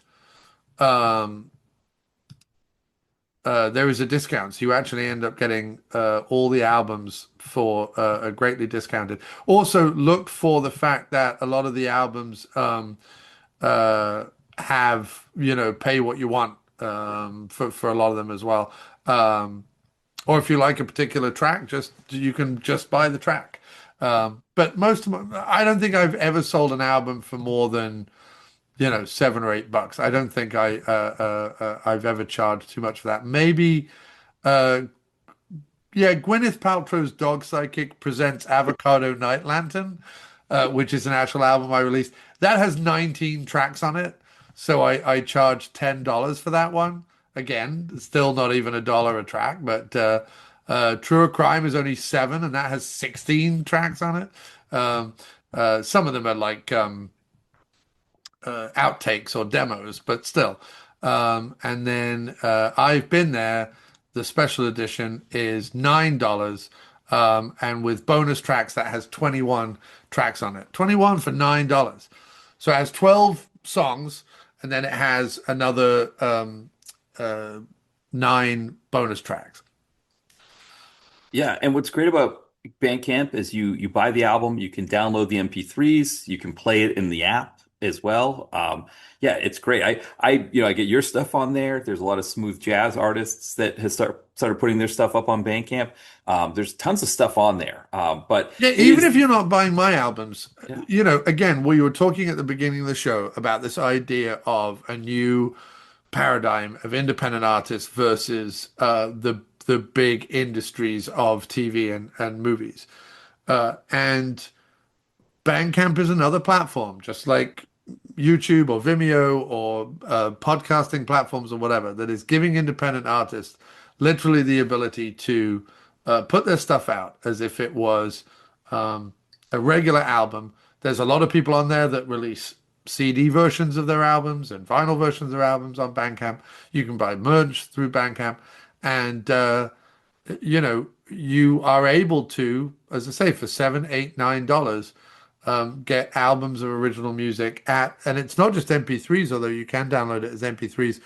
That you have to upload the highest quality version you have, normally a WAV file, or an AIFF or whatever the Mac equivalent is, and you can literally download it in high def audio as best quality as possible, way better than streaming. So again, it's a great platform, and even if you're not buying my music, as you say, there's tons and tons of independent artists on there, synthwave, indie rock, singer-songwriter stuff, smooth jazz, instrumentals, lyrics, everything. There's millions of artists on Bandcamp, and every Bandcamp Friday that comes around on my social medias, I promote, at least the sort of 20 or 30 that I support regularly when they put new stuff out. So, yeah, go do that. It doesn't have to be my music. Just support indie artists where you can. yeah, Buy yeah, Matt's yeah, books. right, Go exactly. on to Yeah, Patreon and give Matt some money. Like, right. figure it out. If you're Yes. enjoying these shows, Yep. give Matt some money. Exactly. Yeah. And the best way right now, yeah, because I don't have a Patreon or anything like that yet. So the best way Oh, is to you don't buy a have a, book. do you know, can you donate on your website or anything? No. No, not yet. No. So I So just probably buy a book then. Everyone just go buy exactly, a book. Yeah. exactly. That's exactly perfect. That's Well, how you donate to the podcast. If you like this podcast, buy one of Matt's books right. and read it because they're great, but Yeah. buy one of Thank his. you. I appreciate that. I appreciate that. Yes. 'Cause I always say I'm happy if somebody just buys it and puts it on their shelf too. But yeah, I definitely appreciate it. More people read it. So that's Yes. yes, excellent. Well, thank you again for coming on, John. This was another fun conversation. It was. My goodness. We went long and deep, and that sounds like I'm talking about sex again. But no, we went deep into some of these movies, and I think it's because they deserve it. And sometimes, that's goofy, like Bedroom Eyes 1 and 2, or Deceptions and Deceptions 2, Edge of Deception, Right. or whatever it is, or Save Me. And sometimes it's mirror images, which I think requires a little bit more attention. So yeah, it was enjoyable. Yeah. Excellent. Well, and thank you everybody for listening. We'll be back soon. Bye, everyone.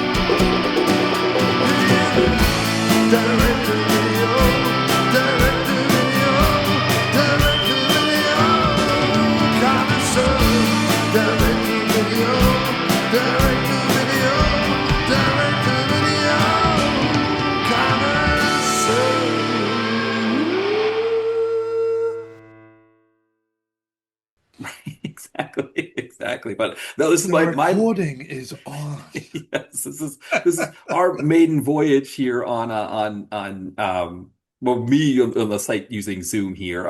I've paid for a year, but it's the year version where you pay in installments. Essentially it's I didn't pay like the big lump sum for a year, but it's they're gonna hit my bank account once a month for the next 12 months. So Yeah.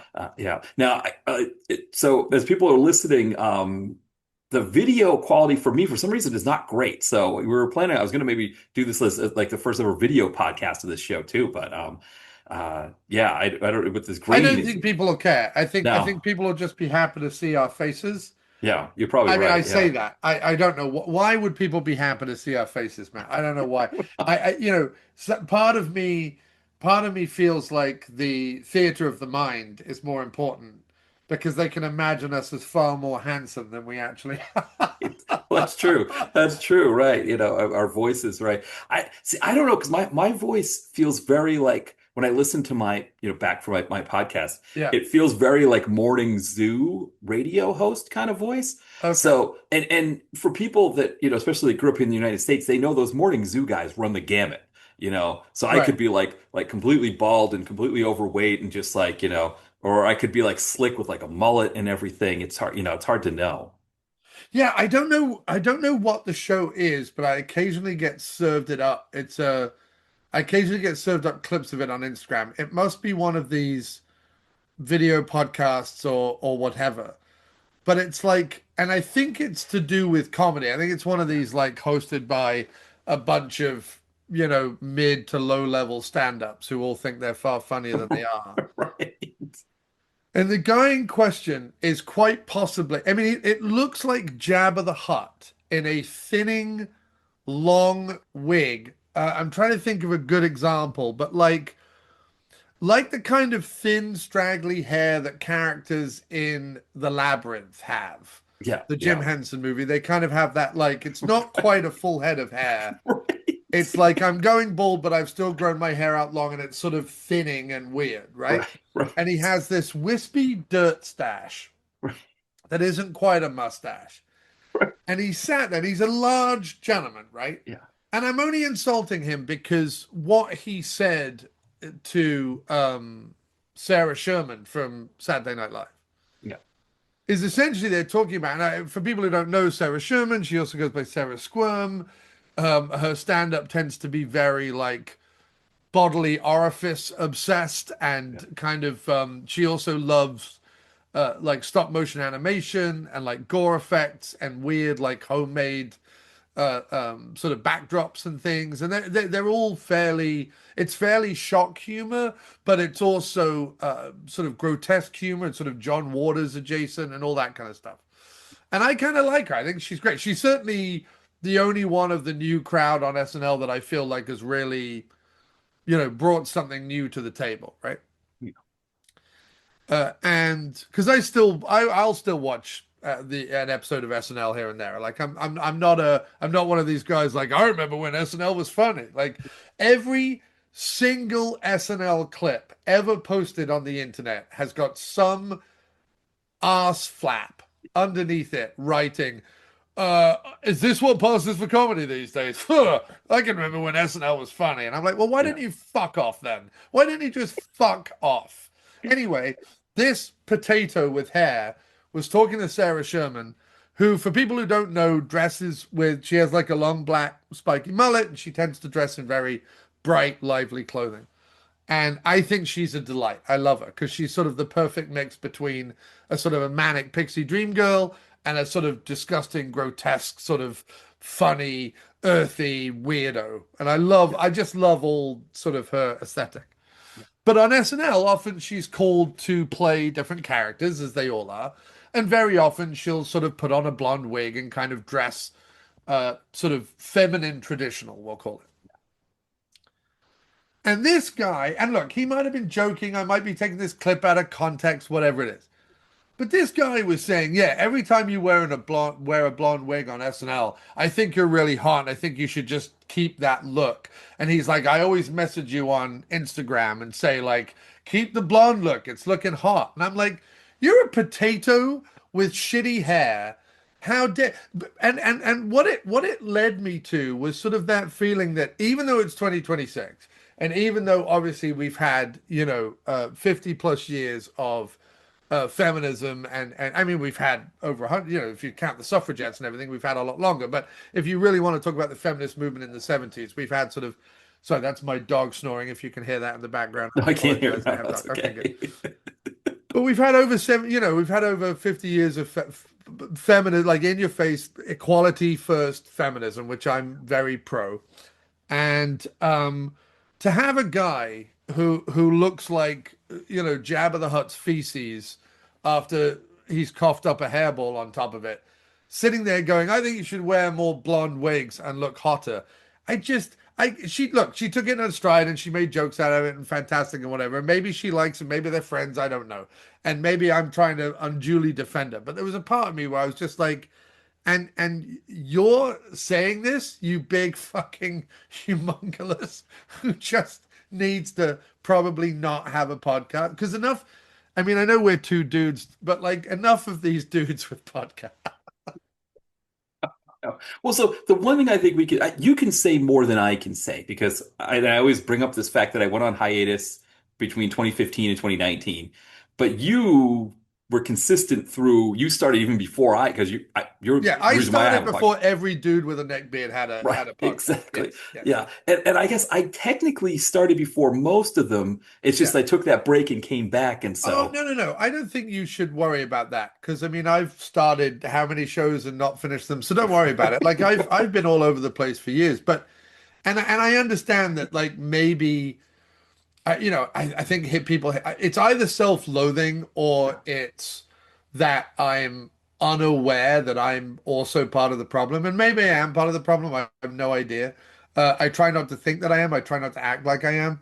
I remember there was what was the other clip I was served up today where it was one of those subway takes, and I don't know why I keep yes, getting served up those subway takes because yes, I have a real love-hate relationship with the subway same. takes thing. Yeah, me Because on too. one hand, I'm like enough of people's opinions, like fuck people's opinions, and on the other hand, they draw me in. I do want to hear people's opinions. But there was a woman talking about, we have a crisis. It was a woman, and she was talking to the guy, and she was saying, we have this crisis of masculinity in America right now, and that there should be more cat dads. Yeah, Her theory was, and you're a cat dad, Matt, so I actually this am. works, me bringing Yeah, this up. I'm a proud cat dad. Proud cat dad, Matt Perea, proud cat dad. We should get you a t-shirt that says that. Yes. Uh, Now, if but Chris the Brain is listening, he's going to hashtag that right there. Matt Poirier, proud cat dad. Yeah, yeah, he's going proud to. hashtag proud cat dad. Yeah. Hashtag pussy magnet. Anyway, so but uh she was saying, that having a cat as a man, and then she went through this long list of sort of cat behavior, right? Yeah. And it was the same usual thing where they don't beg for your love and blah blah blah blah blah. I'm like, I don't know what kind of cats you have. My cat used to run up and greet me every time I came in through the door. My cat was Same. very loving towards me. My cat always wanted to be around me. My cat was non-problematic. It didn't destroy things. It never knocked anything off a counter. It never fucked with a Christmas tree. I don't know who these people who have cats who just fucking rule the roost and destroy everything. I don't know. Anyway, she was talking that typical thing. And the guy on the who does the subway things, he said, it teaches you to be better with women, as if like it's perfectly fine that women behave like the way this cat was being described. And I was watching the thing and I was just like, I know what they're saying is right, meaning what I know what they're saying is that there is a crisis of masculinity in America, right? Yeah. I, as a human being, though, don't understand why. Right. Or why there's a crisis of anything. Because being a good person is irrespective of gender. Like it's just not. Now, I'm not saying that both genders are the same. How boring would that be? And I'm not saying that all men are the same or all women are the same because they're not either. But this idea that men need to look. First of all, it was the implication that in order for men to be better men, they need to learn the selfish behavior of cats and learn how to put up with the selfish behavior of cats because that's what women are like. And there Right. was so much in that whole thing that bothered me, offended me, didn't make any sense to me that I was just like, and again, I'm not sitting here going, I am the feminist by which all feminists should be judged. But I was just watching it. And I'm like, both of you are wrong.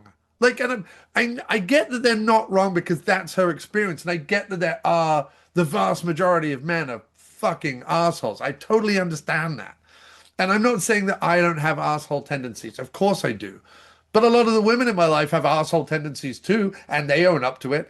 And a lot of the men in my life have asshole tendencies and own up to that too. But I've never found any of them have a problem navigating a conversation. We all just have conversations and it's absolutely fine and no one offends anybody and we don't have to overly explain ourselves and it's all fine. So I understand that they're living in a difficult world right now, but I also want to say to people out there, you don't have to. You just have to know that we're all the same and we're all need to be polite and lovely to each other. And once we're polite and lovely to each other, you can joke and everyone's fine. Like it doesn't need to be a big thing. And I feel sad when I watch clips like that because I go, I know it's a big thing for a lot of the people out there, and that just bothers me. And while I am pro being a cat dad, I'm a big fan of cat dads.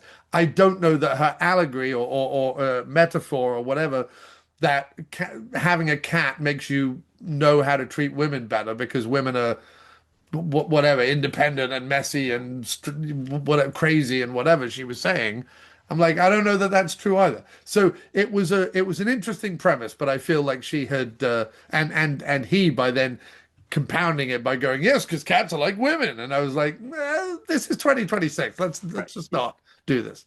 Yeah, that is like such an outdated, like that was like an old thing, right? Dogs are like, it's like a very like kind of like Rush Limbaugh, Yeah, like it's just a late horseshit take. 90s. It's just a Right. horseshit take on both Yeah. sides. I think one of the biggest problems with being a human, it's funny. So my old boss, he turned me onto a podcast, which I don't listen to anymore. But this guy, I think his name's Simon Sinek. He does like a lot of like, how to manage workplaces and how to, all kinds of stuff like that.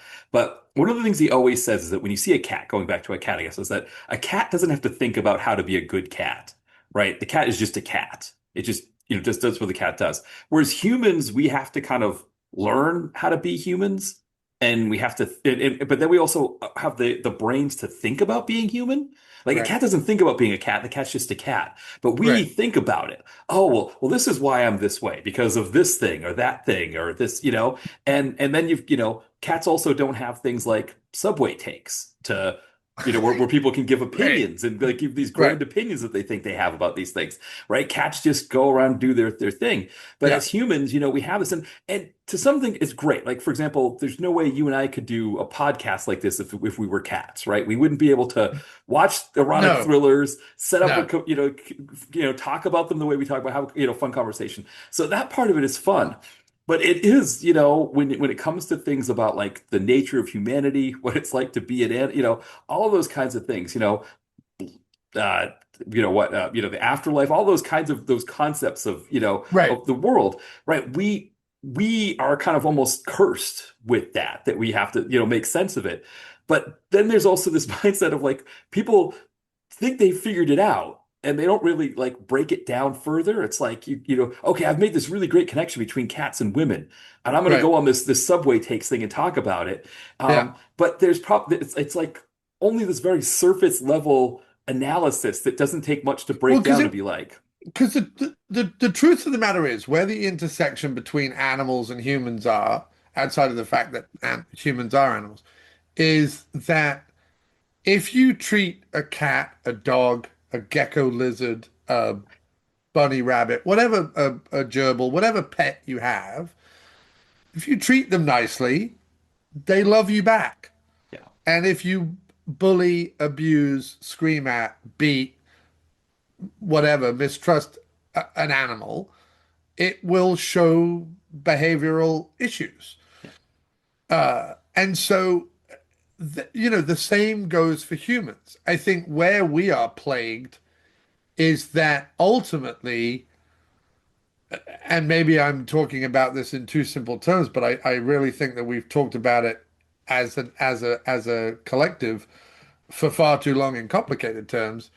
I just think the truth about life is to just be loving and nice as much as you can.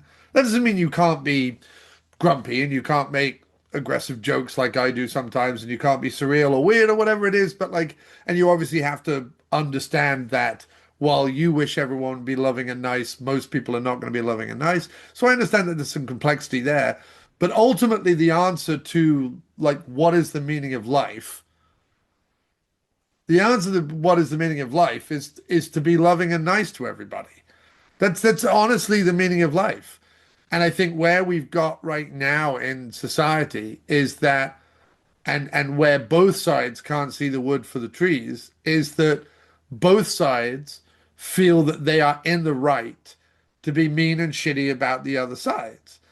And while I've certainly said my fair share about, uh, people who I feel are outdated or overly negative or racist or sexist or homophobic or whatever it is, I've certainly said my fair share about them because I'm only human, Right. and because sometimes you have to call bullshit when you hear bullshit. I think that most of the where we've gone completely wrong, and I think we're probably past this point now anyway, but where we've gone completely wrong is forgetting that why ever those people are angry, meeting those angry people with more anger will never, ever, and can never solve anything. Now we're in a place that it's very difficult to look racism and xenophobia and bigotry in the face, and give it a hug, without again sounding like you are some sort of naive hippie or something. But when you think about human nature, and I know I even have people who are like, oh, I hate it when people make the human nature argument. I'm just saying, like, when you are angry or stressed or down in the dumps or whatever, would you want to be met with more anger, stress? Like, does that solve your problem? Or does it solve your problem if someone puts an arm around you and just says, this doesn't matter right now. We can take some deep breaths. We can go get an ice cream and we can figure this out. The second one always solves the problem more than the first one does. But we forget about that. We think that things should be solved on a cerebral or a complex political level, and it doesn't.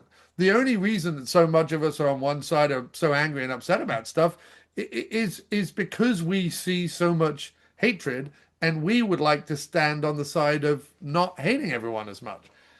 Even though it's fun comedically to hate people and call them potatoes with hair and whatever, because you're just trying to be exaggerating or hyperbole or making a joke or whatever. Ultimately, in my day-to-day life, that's not how someone looks is not relevant to me. I was just making the point because it was so immensely arrogant that he was saying that she should look hotter when he looked like something that your cat might cough up if it had eaten too many dust bunnies. So I'm just, at the end of the day, like, I think we overcomplicate the way our brains search for meaning or search for answers or search for whatever. On one hand, is fantastic with science, but and we learn things and whatever. But ultimately, it all ends up, all technology, all space travel, all philosophy, all psychology, all religion, whatever thing you subscribe to that tries to figure out the meaning of it all comes down to don't be a dick. All of it, all of it. You know what I mean? And it's uh, you, we can search universes and multi-dimensional travel and blah blah blah blah blah. But to quote the great Buckaroo Banzai, wherever you go, there you are. And Exactly. you know what I mean? Like, there was a thing that Neil deGrasse Tyson. I love Neil deGrasse Tyson. He sits around getting upset at movies. He sits around getting angry that movies aren't more accurate. And I'm like, what are you talking about? And he was talking the other day about the fact that the way we, as humans, when we tell our stories about travelers from outer space, tend to make them humanoid. Right. And he says that's a bias. There's no evidence that so the evidence that aliens would be humanoid. And I was like, aren't you a scientist, dude? Like, of course there's evidence. Because if you say, scientifically speaking, that the only reason Earth and all the things that we have on Earth exist is because essentially a fluke of cosmic parking, we're far enough away from the sun in order to benefit from it and not a detriment to it, that carbon-based life forms were able to evolve on the planet. That's the core basis of all science. Well, to say that, oh, there's a universe out there in the world where that scientific principle wouldn't exist is to negate that scientific principle. Of course, if there was another planet in the myriad of universes that are out there that sustained life, 99.9% chance is that it would be a carbon-based life form that would require water, heat, and some form of sustenance to exist. I'm not saying it would be humanoid, maybe cockroaches or some form of lizard or something, or leopard or a gorilla or whatever it is. But then they wouldn't be piloting a spaceship that would land on Earth. If you're piloting a spaceship, that means you're using tools to build a spaceship. If you're using tools to build a spaceship, you probably have opposable thumbs or some form of limb that has some form of grabbing ability. If you have some form of limb and grabbing ability, does that not denote that if you get all the way to Earth, you are probably in some form or other humanoid shape? So you can go on and say that it's biased that we make aliens look relatively humanoid, but isn't it more scientifically accurate to also do that based purely on just the science we've all grown up learning? Well, because the other part of it, I learned my Anthropology 101 class was that as humans, we evolved to stand upright first, and then our brains grew. Right. And I think that's part of how we get the sort of the bigger brain is that, by standing upright, it's able to evolve and, sort of work in that way. So it would make sense, right? I guess that's, well, I mean, I could be completely wrong about that. Somebody's listening and saying like, no, it just sort of happened that way, which is possible too. But, Well, someone in the comments went, but why couldn't it be a being that was right. made out of gas that used its brain to communicate? And I'm Yeah. like, but based on what? And there were people in the comments going like, well, the life force wouldn't have to be carbon based. I'm like, we have literally proven that everything in the universe is carbon based. And if everything is carbon based in this universe, chances are it's carbon based in all the other universes as well.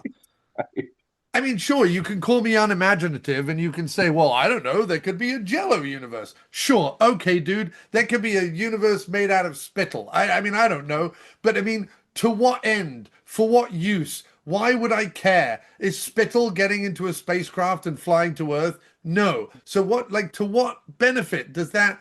Sure, we could have a universe filled with pink blancmange that only talks through its asshole. I mean, to what end? Who cares? And this is what I mean Right. is like the more you extrapolate and explore, as long as it's based on scientific fact, and I don't think I'm saying anything that's wild science. I mean, we are carbon-based life forms. Everything in the universe that we've come across is a carbon-based life form, and life is sustained on Earth because we are far enough away from the sun to benefit from it, and not too far away not to benefit from it. And therefore, that's why we have an atmosphere and trees and plants and animals and blah, blah, blah, blah, blah. And sure, okay, cockroaches could have become the dominant species or giraffes or whatever, but they didn't. We did. And the idea that there would be another planet where, you would have some sort of cat-based life form as the dominant species, that is perfectly probable that on another planet, the carbon-based life form was feline. However, it's not piloting a spaceship or building one because it doesn't have opposable thumbs. Well, right, because it would have to be so because this is, from an evolution standpoint, our nearest ancestors after primates are rodents. Right. And so essentially, I think that's what this is like 25 years ago since I learned this stuff, but I think it was like kind of our first ancestors that branched off from rats, from rodents. That was one of the first things I think was that they had, Right. one of the earlier things was the opposable thumb. That was like kind of, the Well, there's opposable plenty of thumb. examples of human science fiction where if we pilot ourselves to another planet, Yeah. they're non-humanoid creatures, whether it's Starship Troopers with the big Right. bugs or whatever. Um, that's fine because we're not saying that the bugs all got into Spaceships. spacecraft and piloted them. Right. We're saying that there is a planet on which bugs became the dominant species, which is fine. That's absolutely fine. That is legitimate science. But if you're doing a science fiction story in which an alien life form gets in some form of craft or vessel that transports them somewhere, and therefore has the technology in order to do so, that creature must have some form of limb that requires them to use, or that enables them rather, to use tools. Right. They didn't just shit out an interdimensional spacecraft, right? They didn't just think it and it magicked. Right. But there was all these people in the comments being like, well, they don't have to be carbon based. I'm like, what? They don't have to have water to survive. Everything in the universe needs water to survive. Everything. I mean, I think this is when I get truly terrified because I'm like, it's one thing saying I want to write a science fiction story in which all the aliens are gas beings that talk to each other telepathically. Fine, Yeah. awesome, go hog wild, but it's not based on any science that exists. The closest we get to is bats having sonar, and sure, if you want to make a science fiction story in which the aliens communicate using sonar, that's fine. But if they're getting in a spacecraft and flying somewhere, they have limbs and they have Well, tools. End of. not only that, but you can't just communicate with sonar if you're building spaceships. You need complicated language. And Right, right, sonar right. would have to be a complicated, and it can either be, like our language where it's using letters that get moved together and, or it could be like a pictographic, like I guess, Right, right, right. but that's the idea. You need some kind of there are like so many elements about being human that get us here Yes. that I think people don't think about like in different, like writing is such a fascinating one because it uses so many pieces of our brain. And it's one Right. of the things right now with AI where a lot of people are lauding the fact that AI, large language model, machine learning can write their emails for them. Right. And people don't realize that like writing an email is something that if you don't keep doing it, your ability to do it will atrophy and you won't be Right. able to do it anymore. I know from my own experience, spelling, my ability to spell has atrophied Right. quite a bit over the past. Handwriting and spelling are the two big Right. ones for me. Yeah. Yeah, exactly. And I think people don't realize that kind of thing with AI is that when you're having a large language model, I mean, beyond the fact that the large language model is going to get things wrong a lot, it's All the going time. to, And I yeah, think it's almost programmed to do that in a weird way because there are times that I've handed Claude AI or whatever literally every single thing it needs in order to do a social media post or whatever I'm having it do, yeah, and it will get one fact wrong, even yeah, though I've implicitly put that fact in the spiel right, I gave it. And right. so, and it's why I sit here and people go on and on and on about this like science fiction application of AI and how it's going to be doing this and how it's going to be doing that. And I'm like, that's great and everything. But if like, especially like healthcare, a lot of people are like, well, I'm really going to trust AI, in the future, AI is going to be able to tell years before we have cancer and years before we have cataracts issues and years before we have hearing loss and years before whatever, blah, blah, blah, blah, blah. I'm like, if there isn't a human being behind it who has a scientific and doctorate based degree in medical science, I don't fucking care what AI says.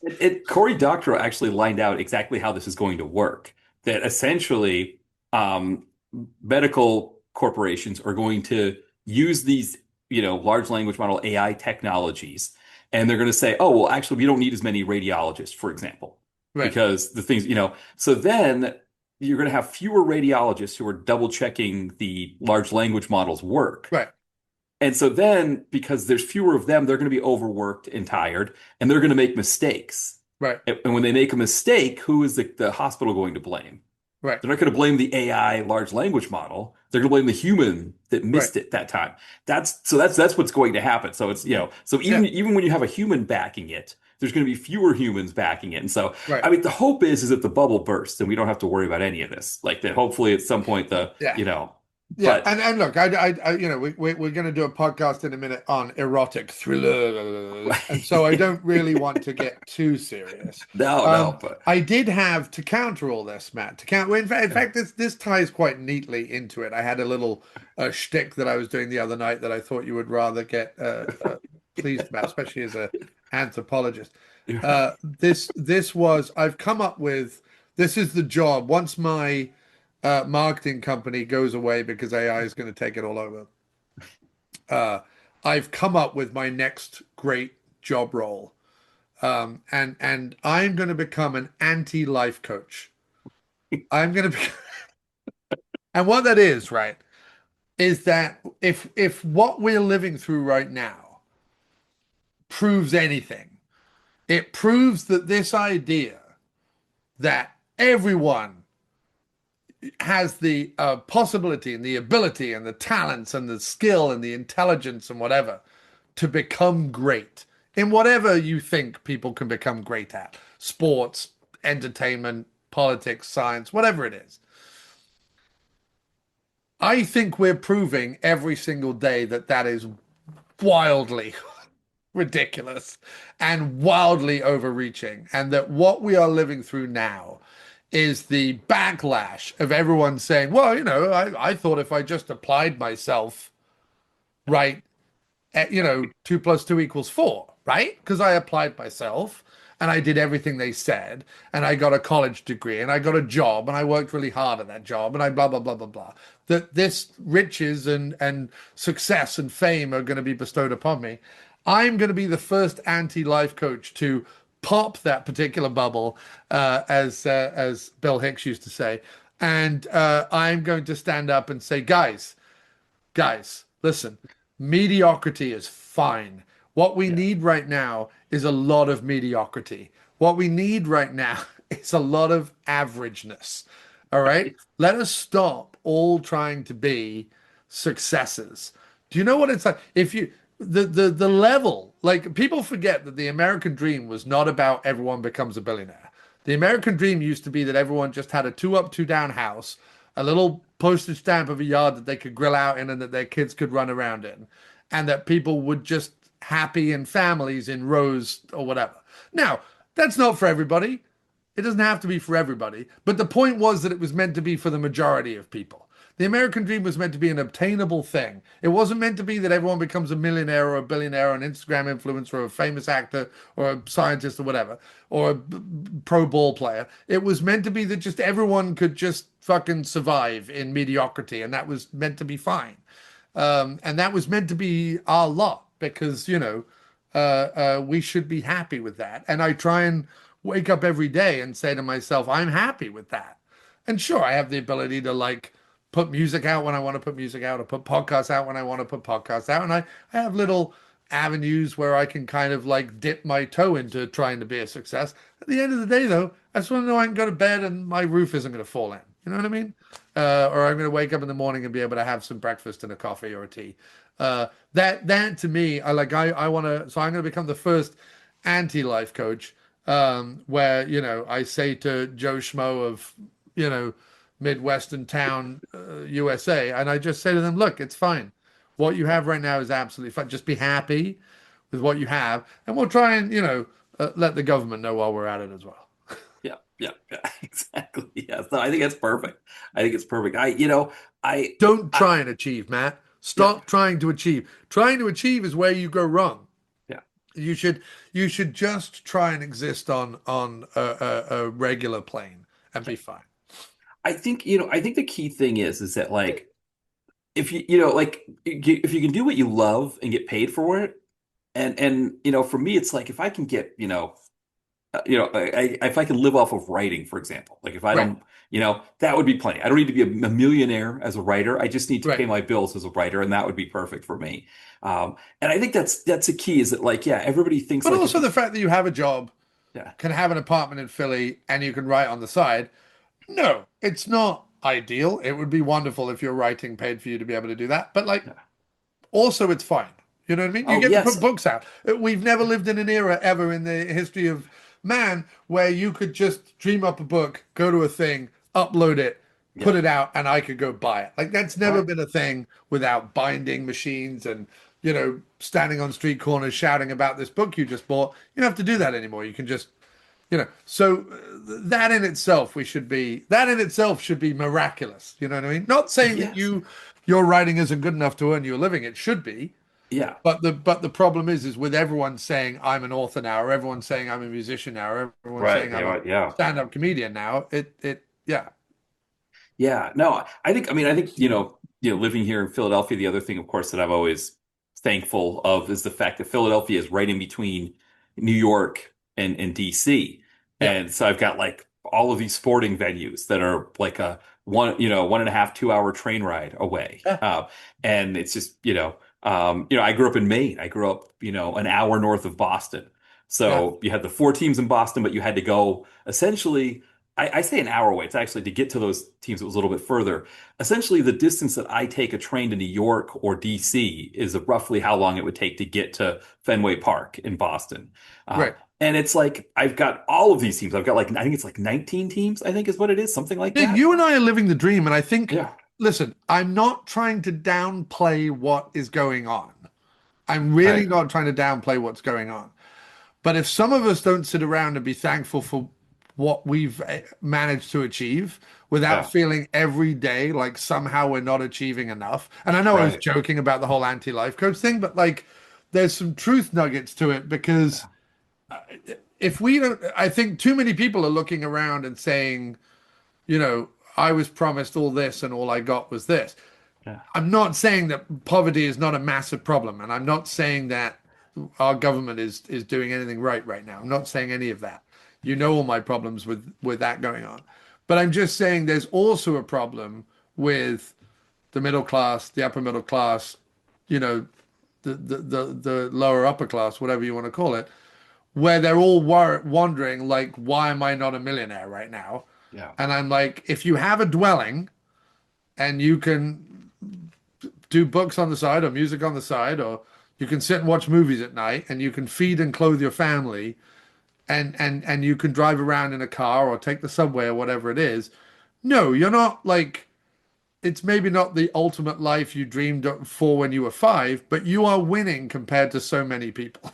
Yes. Well, and I think the biggest problem, obviously, right, is that, there's this we were kind of brought up in that kind of the last like vestiges of a world where you can get affordable college education, Right. but you can take out loans and I mean that's a huge one. To be able to say, oh, have a college degree when you're in this competitive job market, like I know I probably wouldn't have the job that I have. Because I know I wouldn't because they wouldn't have let me teach English as a second language. I think in yeah, if you're teaching Chinese people English as a second language, you have to have a college degree, Right. and so so it's kind of a crazy thing that like you said, it's like we kind of have that luxury, but I think it's also we don't um we don't take it for granted, right? That we've got this luxury No, to of be able course not. to, And look, yeah, it could all end tomorrow, but my feeling right, is that it could always all end tomorrow. So yeah, saying that doesn't necessarily, and again, I'm not trying to downplay stuff, but a lot of people will couch it in these terms. They're like, well, certain people need to check their privilege. right, I don't think it's about checking your privilege, but it's about waking up every day and realizing that if you have, what I described, it's not that you're privileged. yeah, It's just that you should, on some level, be happy with what you have and stop worrying to some extent, outside of a socio-political sense, but stop worrying what Bezos and Musk are up to, except that they're destroying the planet. That is obviously something we should all be worried about. But I mean, in terms of people showing up at the fucking Met Gala and, which celebrities hang out with what celebrities and who's playing golf or whatever, like, we none of us ever needed to know that. We still don't need to know that. It's not important. And I think it's just me trying to remind myself in the back of my head that in the first 20 years when I was alive, we didn't know everything all the time, all at once, and we just were able to get on with our life. And if we were able to wake up, get through a day, either go to school or go to a job, eat food, ride a bike, play with friends, whatever it was, we were happy.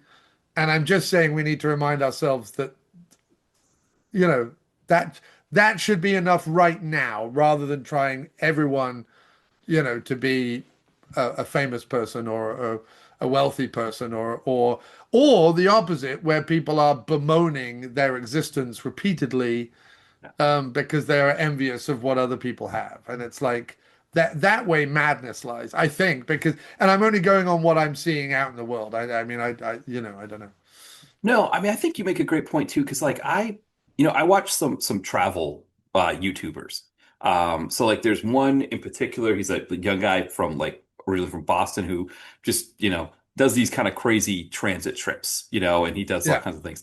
It's like his channel's called Miles in Transit. And so I just kind of get a kick out of doing those things. Yeah. Now, would I feel comfortable riding an Amtrak with a digital camera on one of those sticks and like filming it and talking to myself? I've got my phone here and you just be like, oh, so you guys notice here that the train is well 10 minutes late, but we're going, like I would feel weird about doing. Yeah, so I think it's easy to I don't know. Like I watch them, I don't think like I think I could never do that. Like I would feel self-conscious walking around with a camera, Oh filming, yeah, yeah, 100%. Yeah. but I like that they do it. Like I get a kick, but I think Yeah. there are two kinds of people when it comes to a YouTube blog. Like maybe three kinds, but I guess there's the people who watch it and go, I'm just enjoying this content. This is just nice.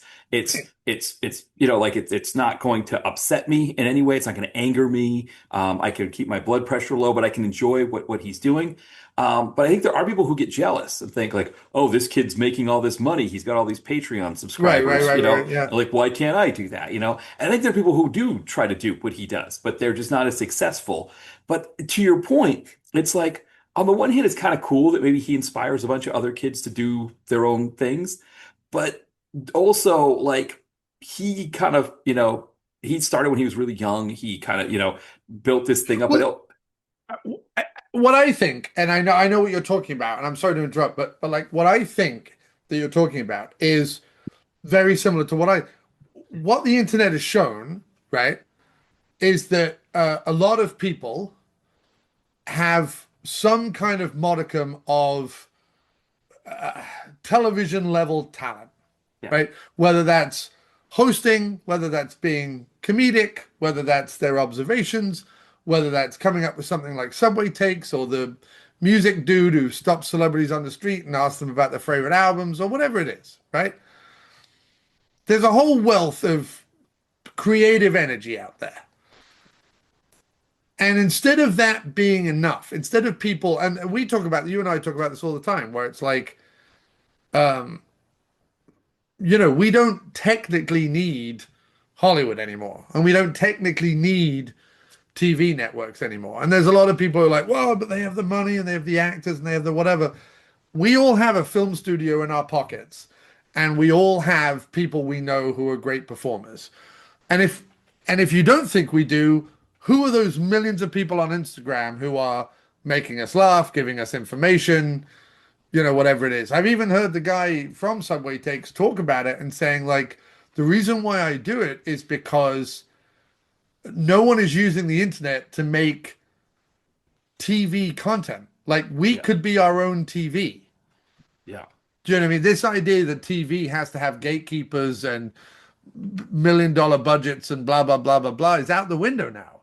yeah. Every single day you watch content on your phone that, if it cost $100, I would be surprised. But it makes you laugh, or it entertains you, or it interests you, or whatever. And there's a lot you can say negative about it, like our attention spans are getting shorter, and these people have proven themselves to be toxic in some cases, and blah, blah, blah, blah, blah.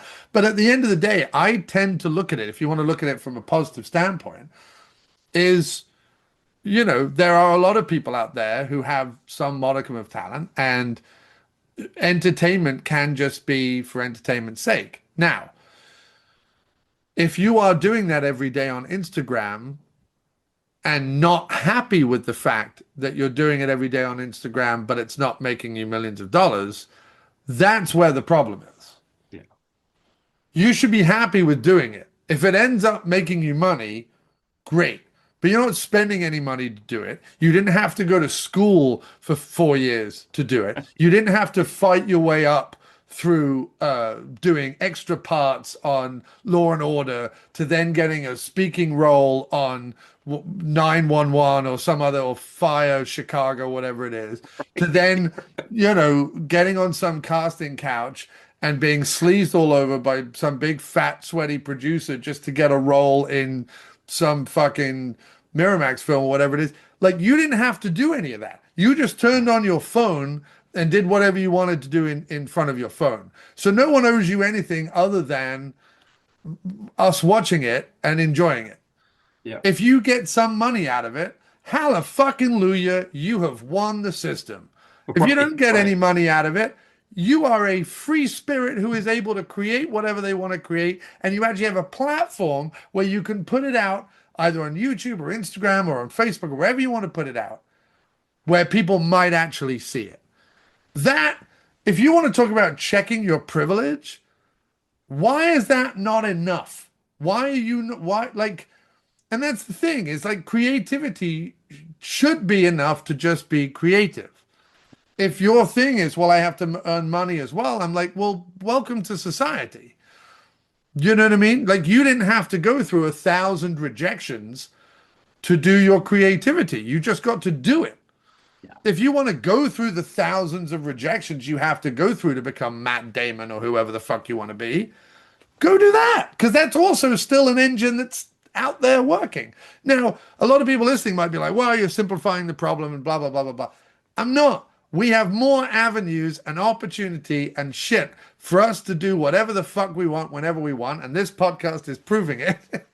That I'm just like, we should be happy enough. We're worrying too much. Like, worrying about the planet, sure. Worrying about financial inequality, sure. Wanting a better government, a better leadership model, and something that is better for all people rather than a small amount of people, 100%. But ultimately, if you are someone who is able to, with using a $1,500 block of magic technology human beings have never had in the thousands of years we have existed, and if that is not if you are able to create movie quality products with your friends and family, if that isn't enough for you, if monetary reward must come from that, that's where the problem lies. That's where the problem lies. Because ultimately, money is the problem. Money is the human construct that's the problem. Now, there are too many people who don't have any money at all and who are working 3 jobs and can't have a phone and are trying to raise their kids, and healthcare and education and food and whatever. Those are all problems to be solved. I'm not saying they're not. I'm just saying that the middle class is or the upper working class or lower middle class, whatever you want to call them, who are doing Instagram influencing and coming up with funny bon mots and little jaunty songs and putting out comedy sketches or strapping 2 fireworks to their arm and getting on a riding mower and driving through their neighbor's fence and filming it and putting it on YouTube, whatever it is. If that's not enough for you, I don't know what to tell you, dude, because there was not you, but the world. Because there were thousands of years of human evolution where we had to either toil in fields or toil down mines or be stomped on by the aristocracy. And I'm not saying that's not still happening in some cases, but there seems to be millions of people to which it's not happening. They're able to go on Instagram and complain about the fact that it's not happening. And so, anyway, that's my rant. Yes, no.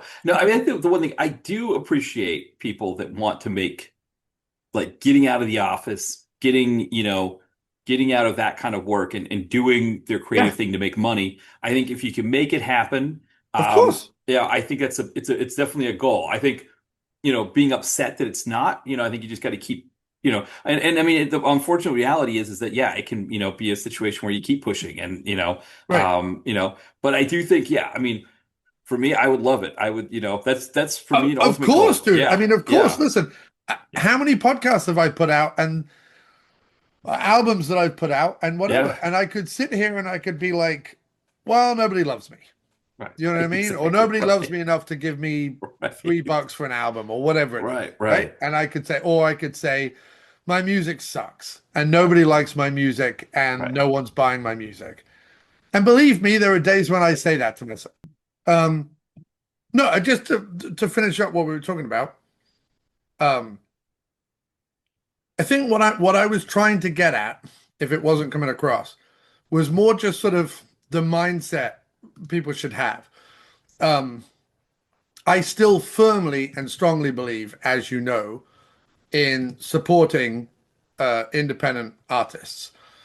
And if um, I still strongly agree with supporting independent artists. And if you're consuming an Instagram channel every day, if you're consuming a YouTube channel every day, if you're reading Matt's books on digital, if you're listening to my music for free on Spotify or whatever, um, buy the album, buy the book, donate money, whatever it is. Of course, there should be an exchange of funds. I'm not saying that there shouldn't be.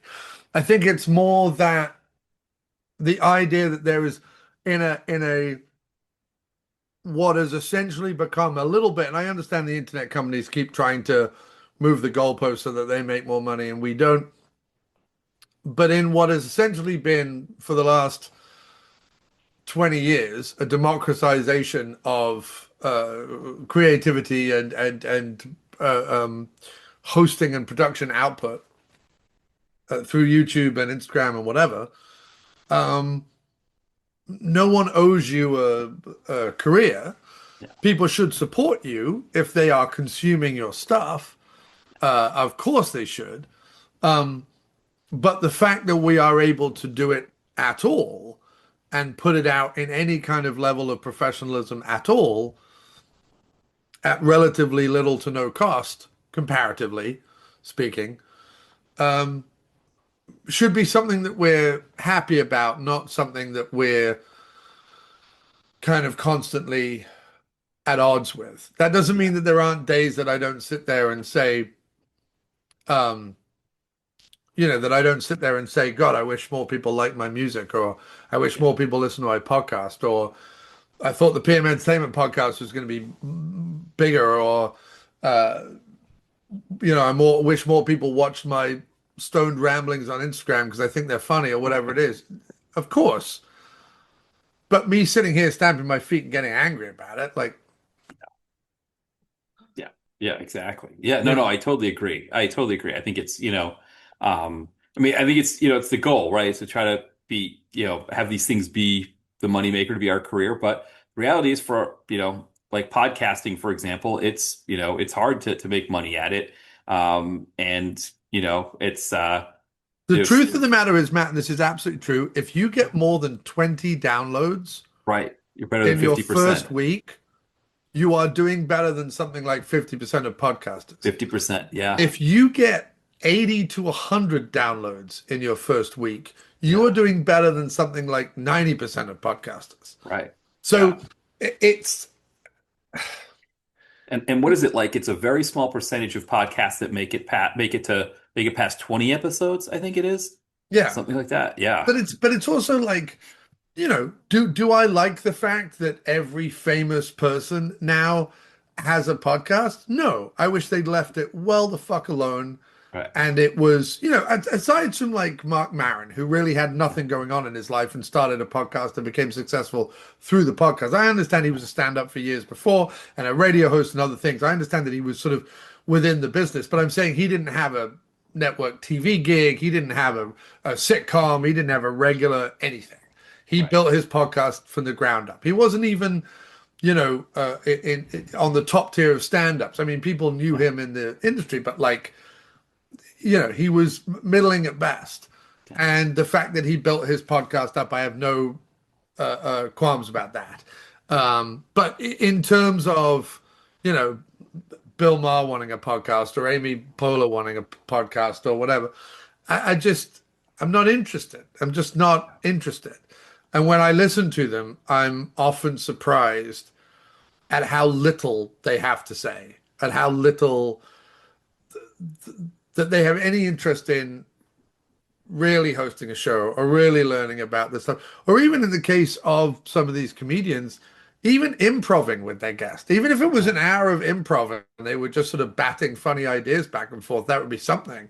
You know, I like Conan O'Brien's show up until a point, but there's also episodes I listen to where I'm just like, what was that for? Other than ad revenue.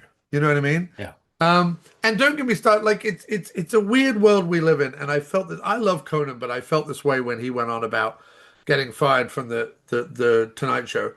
Um, and I'm feeling it a little bit with Stephen Colbert, and I know I'm treading on dangerous ground because everyone's gonna be like, "No, you can't go over after Stephen Colbert." But I'm like, look, I'm not for CBS. CBS should never have canceled that show. Certainly not for the reason why they canceled it, and certainly not in the way that they canceled it. But no one owes Stephen Colbert a show. And the fact that he's done it for decade, you know, over a decade, and the fact that that has made him a multimillionaire sitting and talking with famous people, right? And doing clips on YouTube and whatever.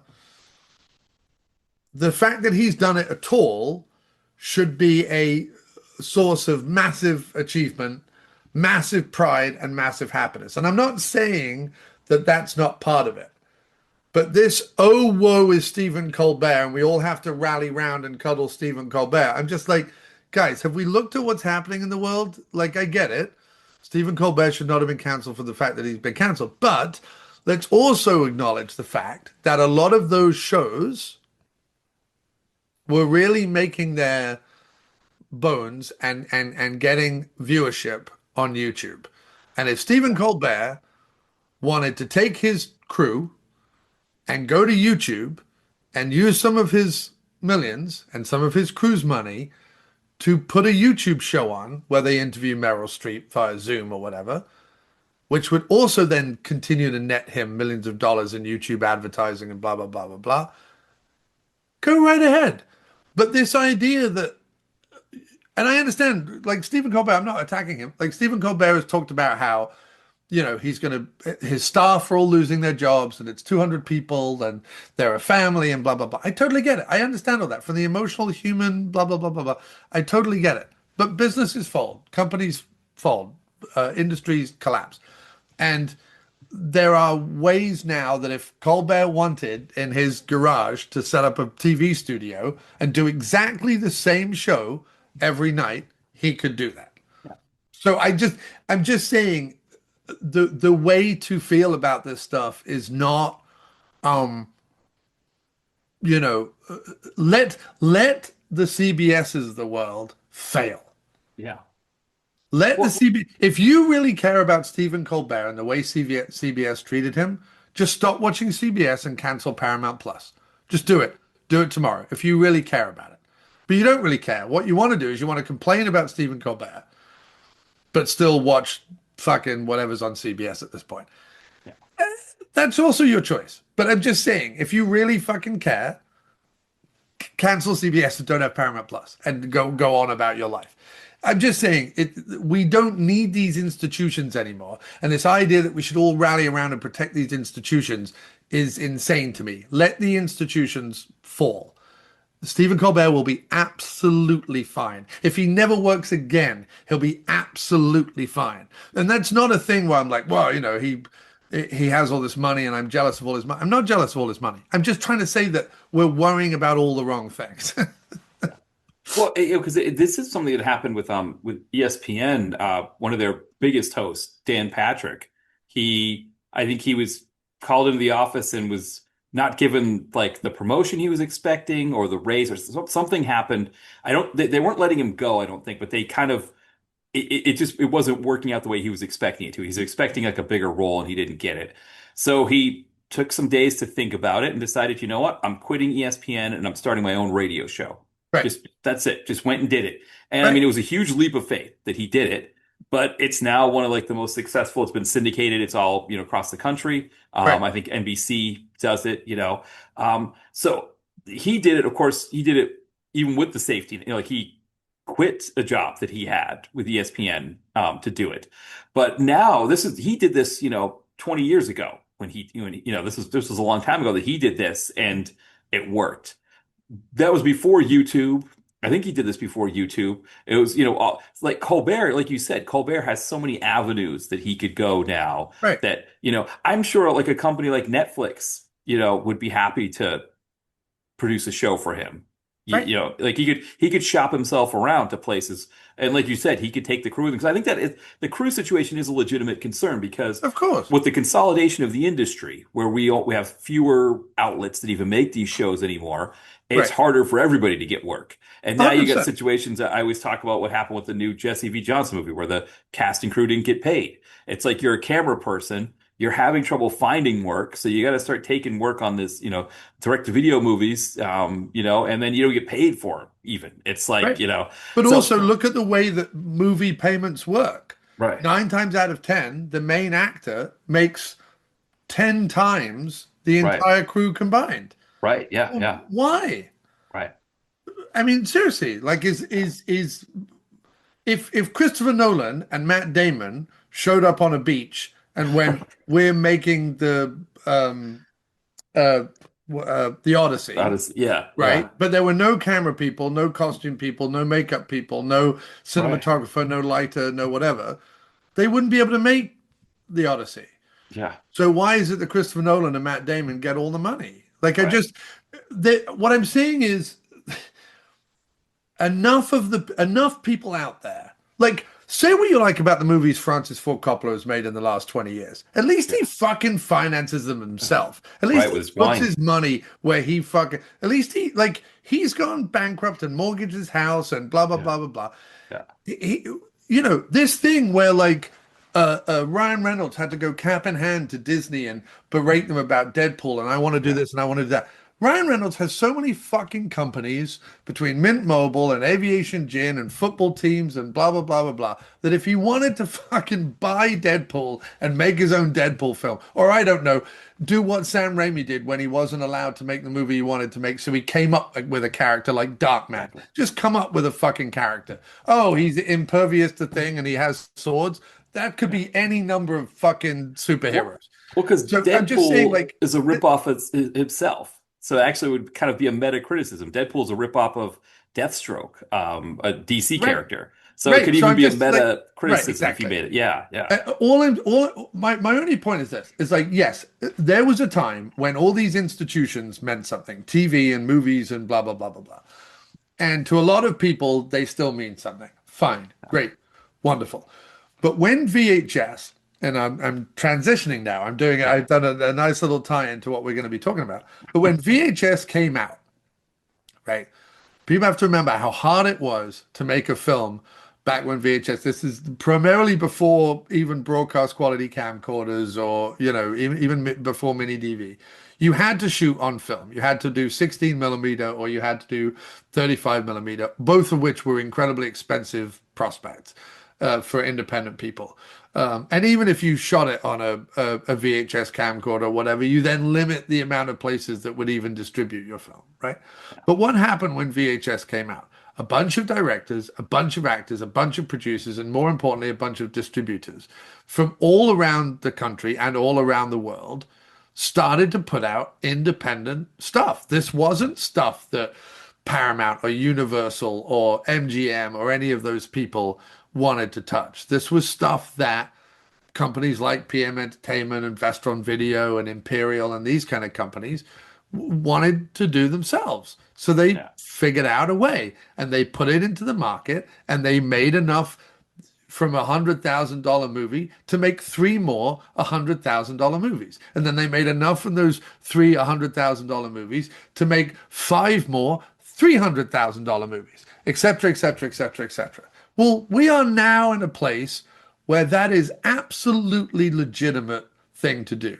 And all that we are seeing right now, the only thing that frustrates me, the only thing I don't understand how we turn the tide is the audiences. Because while so many audiences are looking on their phone and watching shit on YouTube and blah, blah, blah, blah, blah, they somehow in their head separate that from whatever professional TV or professional film, right? And we've talked about this all the time. Someone will go out and buy a Madonna's Greatest Hits, an eighth repackaging of the same 10 songs Madonna recorded fucking 4 decades ago for $20 and not bat an eyelid, or they'll download it for $20 or whatever. They'll buy it digitally or they'll stream it over and over and over again, making her millions of dollars. But if you put out a book or if I put out an album or whatever, everyone's like, well, I'm not gonna, why would I go near that? That's like, why would I give you anything other than $3 for that? And you're like, well, why is that any more legitimate than like why would you give Madonna $20 she doesn't need, but you won't give Matt $7 that he does or whatever it is, right? So Right. Or for songs you already have, I think is the other point, right? Is right, that right, these right. are And so yeah. yes, getting audiences to look at YouTube, Instagram, Bandcamp, Spotify, whatever, as legitimate outlets rather than thinking of Paramount and so Universal and Disney and whatever. It's starting to think of those as legitimate outlets and putting some money behind those. That's the only thing I don't know how we change it. But in terms of opportunity, it's all there for the taking. And the fact that people are not taking it is the only downside. But sitting around worrying or complaining or being upset that Colbert's ending, it's like, why? Because you need more things where people interview celebrities. Have you looked at podcasts lately? Yeah. 98% of the podcasts that I wouldn't mind, but these are all comedians. These are all like Yeah. intelligent, well-read, well-written, funny people. And the only thing they can come up to is I'm going to have my friends on a show and talk to them. Like, I don't know, whatever. Anyway. Yeah, no, I totally agree. I totally agree. I think, I mean, I think it's one of the things about kind of the stuff that we do, like with you with the PM Entertainment podcast and me here talking about direct to video stuff. And, there's other ones like the DTV Digest, it's all direct to video stuff Yeah. where, and obviously, like the guys at Bulletproof, they do DTV stuff from time to time, and obviously come on, they're always doing DTV. The point is, going into this kind of this world, we look at it in a way where one, we're not looking at it ironically, No. right? Like the two movies we're going to be talking about today, one of them we really liked, one of them we didn't like. But the reason we didn't like the one we didn't like isn't because it was done on a small budget.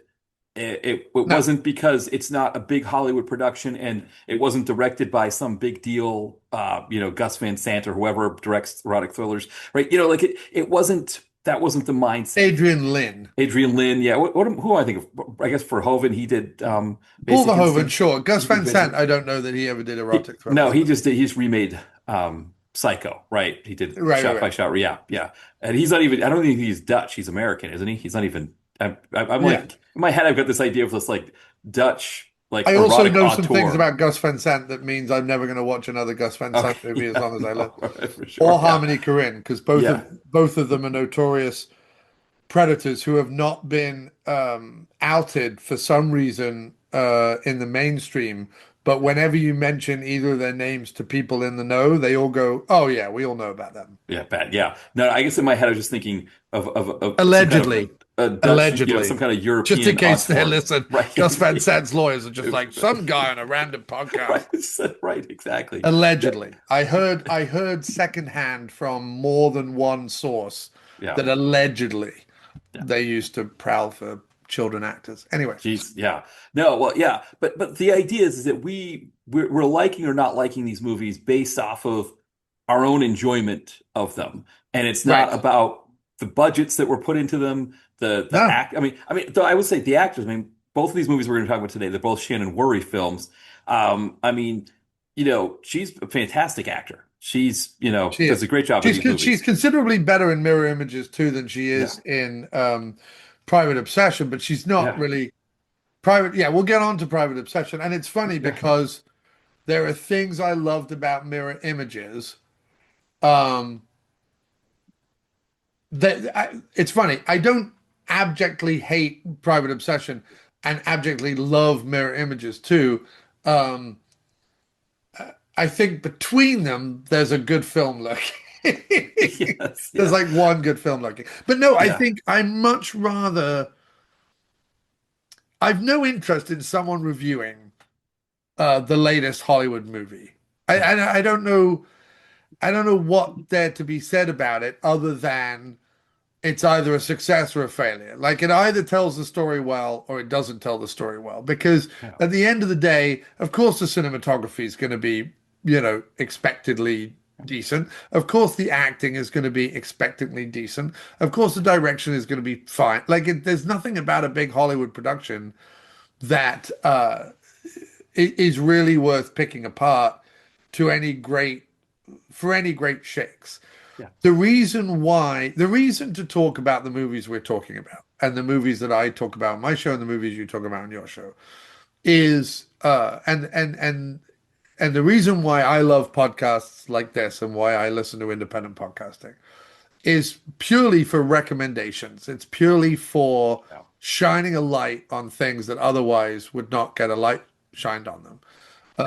As you say, not for ironic reasons, not for so bad it's good reasons, not so, whatever. But to say, and also, but also not in a highfalutin way. I'm not sit here Yeah. and trying to make us out to be arbiters of taste either. I don't want to come across like that either. Right. I'm not a gatekeeper. I'm not interested in, ramming anything down anyone's throat or indeed, uh, um, ignoring anybody. But at the same time, what I think we do by covering these movies or covering PM movies or covering Scott Adkins movies or whatever it is uh, you know, shine a light on some of these movies that really should have more of an audience and should have more interest in them because they are not what we are being fed either by the big streamers or by the big studios. And actually, more and more, and I don't know if you've noticed this, but more and more the new films that come out, the Scott Adkins films and even the films like the Becky films and things that we covered on my show, is more and more, they're not even getting represented on DVD or Blu-ray, Yeah. let alone streaming. I mean, they're buried in the bowels of streaming somewhere, but they're not even available for Blu-ray or for DVD. I mean, I had to import the sequel to Becky, The Wrath of Becky, from Japan on Blu-ray, which again I'm privileged to be able to do so because I have a multi-region player. But I mean, it's uh, the the one that I absolutely love, Diablo, Yeah. One More Shot.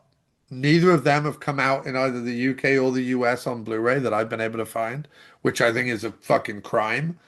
Um, and so there's definitely parts of the industry, like I think to myself, there's all these boutique Blu-ray companies that are trading on uh, nostalgia and in some cases doing incredibly important work and resurrecting shot on video movies, early 16 millimeter movies, straight to video movies from the 80s and 90s that never got cleaned up and released. That's all great. I'm championing that. I don't think that's bad. But doing, an 18th, 4K re-release of Army of Darkness, while Scott Adkins' Diablo doesn't have a Blu-ray release. I'm like, will one of you fucking Blu-ray companies put out Becky, Wrath of Becky, Diablo, One More Shot? Like, these are movies crying out for distribution, and the studios ain't stepping up to do it. So we've got all these boutique Blu-ray companies out there looking for stuff. Someone better pick up the mantle and start doing it because re-releasing fucking uh, Sliver on a 64.99 box set special Blu-ray. I'm looking at you, Vinegar Syndrome. Listen, I love you and all, and I'm sure MGM gave you some money to do it, but like, there's movies out there that need physical media representation because if we just leave it to the Amazons of the world to be like, well, you can buy it on Amazon for 24.99 and own the digital version. I want to own the digital version on Amazon because then I can never let go of Amazon. I want to let go of Amazon. I want to have something on my fucking shelf. So I think that's really important to say. And then bringing it back to erotic thrillers, talk about a genre of all the genres that have been re-released: sci-fi, comedy, sex romps, horror ad nauseum. No matter what Yeah. fucking, no matter how bad the horror movie is, it'll get a fucking $50 4K special edition with poster and commentary. But erotic thrillers outside of like those few ones that MVD are putting out really is VHS rips on DVD. It's really all they are. I mean, if they're spending $5 to make any of those, I'd be surprised. Um, He's, I think that this is a very, very under-serviced genre that if we continue to shine a light on it and documentaries like We Kill for Love continue to shine a light on it, maybe we'll see some physical media releases at some point. That would be lovely. yeah, well, because I think the thing is that one, the streamers, especially so like YouTube, for example, you don't find these on YouTube as much because of the sexual content, Right. and so they get pulled from there. I know. Because And Google so is a nanny state. exactly now Tubi has some of them, but for a while like that, yeah, they weren't really picking them up because I think they were too racy, and they were I don't know if Well, they a lot of them are the R-rated rather than the unrated, they or a unrated lot of that them are too. the edited for TV rather than the R-rated. So there's that Yeah, you have to like navigate it a little bit because sometimes, what was the one I tried to watch the other night? I forget what it was called, but there was one I was trying to watch the other night that literally it would like pan up to a bedroom window, yeah, you would hear a little breathing, and then it would cut into the bedroom and the sex scene was already over. yeah, Yeah. yeah. No, Which I is think like taking all the gore out of a horror movie or taking all the comedy out of a comedy or taking all of the car chases out of an action film. Like it's just what's the point? And before everyone calls me dirty and sleazy, I'm just saying there is entertainment and there's nothing wrong with eroticism, Matt. We should all be yes. allowed to watch eroticism. There's nothing wrong with it as long as both of the actors that are having a camera pointed at them are consenting. And Right. if it's part of the fabric of the genre, which it is, and if the people in it are willing to do what they're doing and are not being exploited too much, give it to us. Yeah. Yeah, no, no, I totally agree.